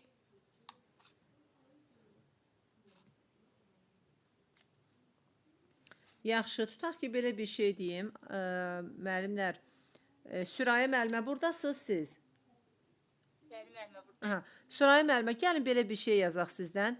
Böyük A, müəllimlər, dedikcə dəftərə də qeyd edeyim. Böyük A, kiçik A, böyük B, kiçik B. Böyük C, böyük C. Kiçik D, kiçik D, kiçik Y, kiçik Y. Məsəl üçün, belə bir fərqdir. Təkrarlayıram. Böyük A, kiçik A, böyük B, kiçik B. Böyük C, böyük C, ikisi də böyükdür. Kiçik D, kiçik D, kiçik Y, kiçik Y. Deyirəm ki, buradan Sürayə müəllimə, birinci sual bu ola bilər ki, 1. Ay, bir dəqiqə. Hə, 1. Buradan neçə tip qamet alınır? 2 üstü 2, 4. Aysa, bəli. Ya belə tapıram, 2 üstü N, 2 üstü 2. Niyə 2 üstü 2 götürdü Sürayə müəllimə? Müəllimlər, bir dənə Sürayə müəllimə mikrofon açıq qalsın. Hə, niyə 2 üstü 2? Bir dənə heteroqamet. Bəli, bəli, 4 dənə qamət. Və yaxud da belə tapa bilərdiniz. İkisi burada, ikisi burada, biri burada, biri burada, biri burada. Bəli, 2 dəfə 2, 4, 4 dəfə 1, 4, 4 dəfə 1, 4, 4 dəfə 1, 4. 4 qamət. Düzdür. İndi 2 qoyub yazaq. 2 qoyub yazaq. Bu 4 qametin, gəlin yazaq qametləri. Siz deyin, mən yazım. Hansı qametlərdir? Deməli, böyük A, böyük B, kiçik C, Yox, kiçik C yoxdur. böyük C, kiçik D, kiçik Y. Aysa, biri bu. Sonra Sonra kiçik A, kiçik B, ya kiçik B. gəlin belə eləyək də müəllimə. Bax, elə olsa qarışdırasınız. Böyük yağdan qutaraq sonra keçək kiçiyə. Sonra böyük yağ. Böyük A, kiçik B, böyük C, D, Y. Ay sağ olun. Aha. Sonra Sonra gəldik B-yə. B, böyük B, indi A'ya. Kiçik A, böyük B, böyük C, kiçik D, kiçik Y. Kiçik A, kiçik B, böyük C, kiçik D, kiçik Y. Baxın. 1, 2, 3, 4 dənə qamət. Deməli, testlərdə sizdən bir qametin sayını soruşa bilər. Tapdıq. bir qamətlərin özünü soruşa bilər, tapdıq. Bir sizə deyə bilər ki, bu fərddə kiçik A, kiçik B, böyük C, kiçik D, kiçik Y qamətinin əmələ gəlmə ehtimalı qamətin sayını tapan kimi deyirsiniz 4/1. Hər qamətdən 4/1 əmələ gəlir. Və yaxud da buradan baxın, kiçik A neçədənədir? 2/1. Burada kiçik B neçədənədir? 2/1. Burada C1, D1, bu da 1. 2 dəfə 2, 4. 4/1. Bu cür. Və yaxud da buradan sizə başqa hansı suala verə bilər? Sizə deyər ki, məsəl üçün, neçə qamət böyük A-la, neçə qamət kiçik A-la başlayır? İkisi böyük ayla. Aysa, bəli, bəli. Bir buradan da görünür. Baxın, deyirsiniz ki, ikisi böyük A-la başlayır, ikisi kiçik A-la başlayır, sonra ikisi böyük B ilə başlayır, ikisi kiçik B ilə başlayır, 4'ü böyük C ilə başlayır, 4'ü kiçik D ilə başlayır, 4'ü kiçik Y ilə başlayır. Çünki baxın, bunlar homozigotdur, hamısında var. Fikir verin, bütün qamətlərin tərkibində böyük C, kiçik D, kiçik Y var. Aydındır, Sürayya müəllimə? Aydındır mənim, aydındır. Ay, sağ olun, çox sağ olun müəllimə. Nəcibə müəllimə, buradasınız siz?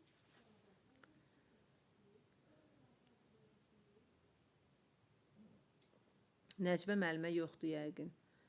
Yaxşı, hansı müəllimə var? Hansı müəllimədir? Hə, Təranə müəllimə. Gəlin bir dənə sizlə də baxaq. Məsəl üçün deyir ki, Təranə müəllimə, belə bir şey yazın. Zəhmət olmasa müəllimlər siz də yazın. Böyük A, kiçik A, böyük B, kiçik B, böyük C, böyük C, böyük D, böyük D, böyük Y, kiçik Y, böyük M, kiçik M. Bax, belə bir fərq verib. Burada neçə dənə heterozigot var Təranə müəllimə? 4 dənə. Ay, sağ olun, 4 dənə. Biri bu, biri bu, biri bu, biri bu. Bəli. Bəs buradan neçə tip qamət alarıq?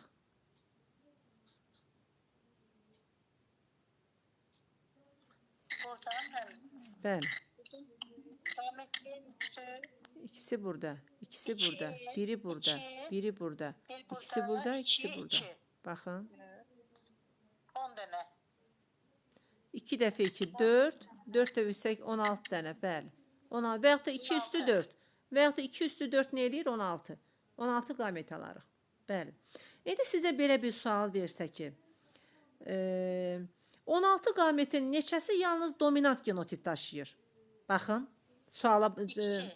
Baxın, nə deyirəm? 16 qamətdən neçəsi yalnız dominant geni daşıyar? Dominant geni 1, 2, 6'sı. İndi onu nə cür tapırıq müəllimlər? 6'sı niyə? 4'ü. İndi gəlin baxaq. Dedim ki, 16 qamətdən neçəsi yalnız dominant? Baxın, 2-dən biri böyük A'dır. 2-dən biri böyük B'dir. Biri böyük C, biri böyük D. 2-dən biri böyük Y, 2-dən biri də böyük M. Vurun bir-birinə.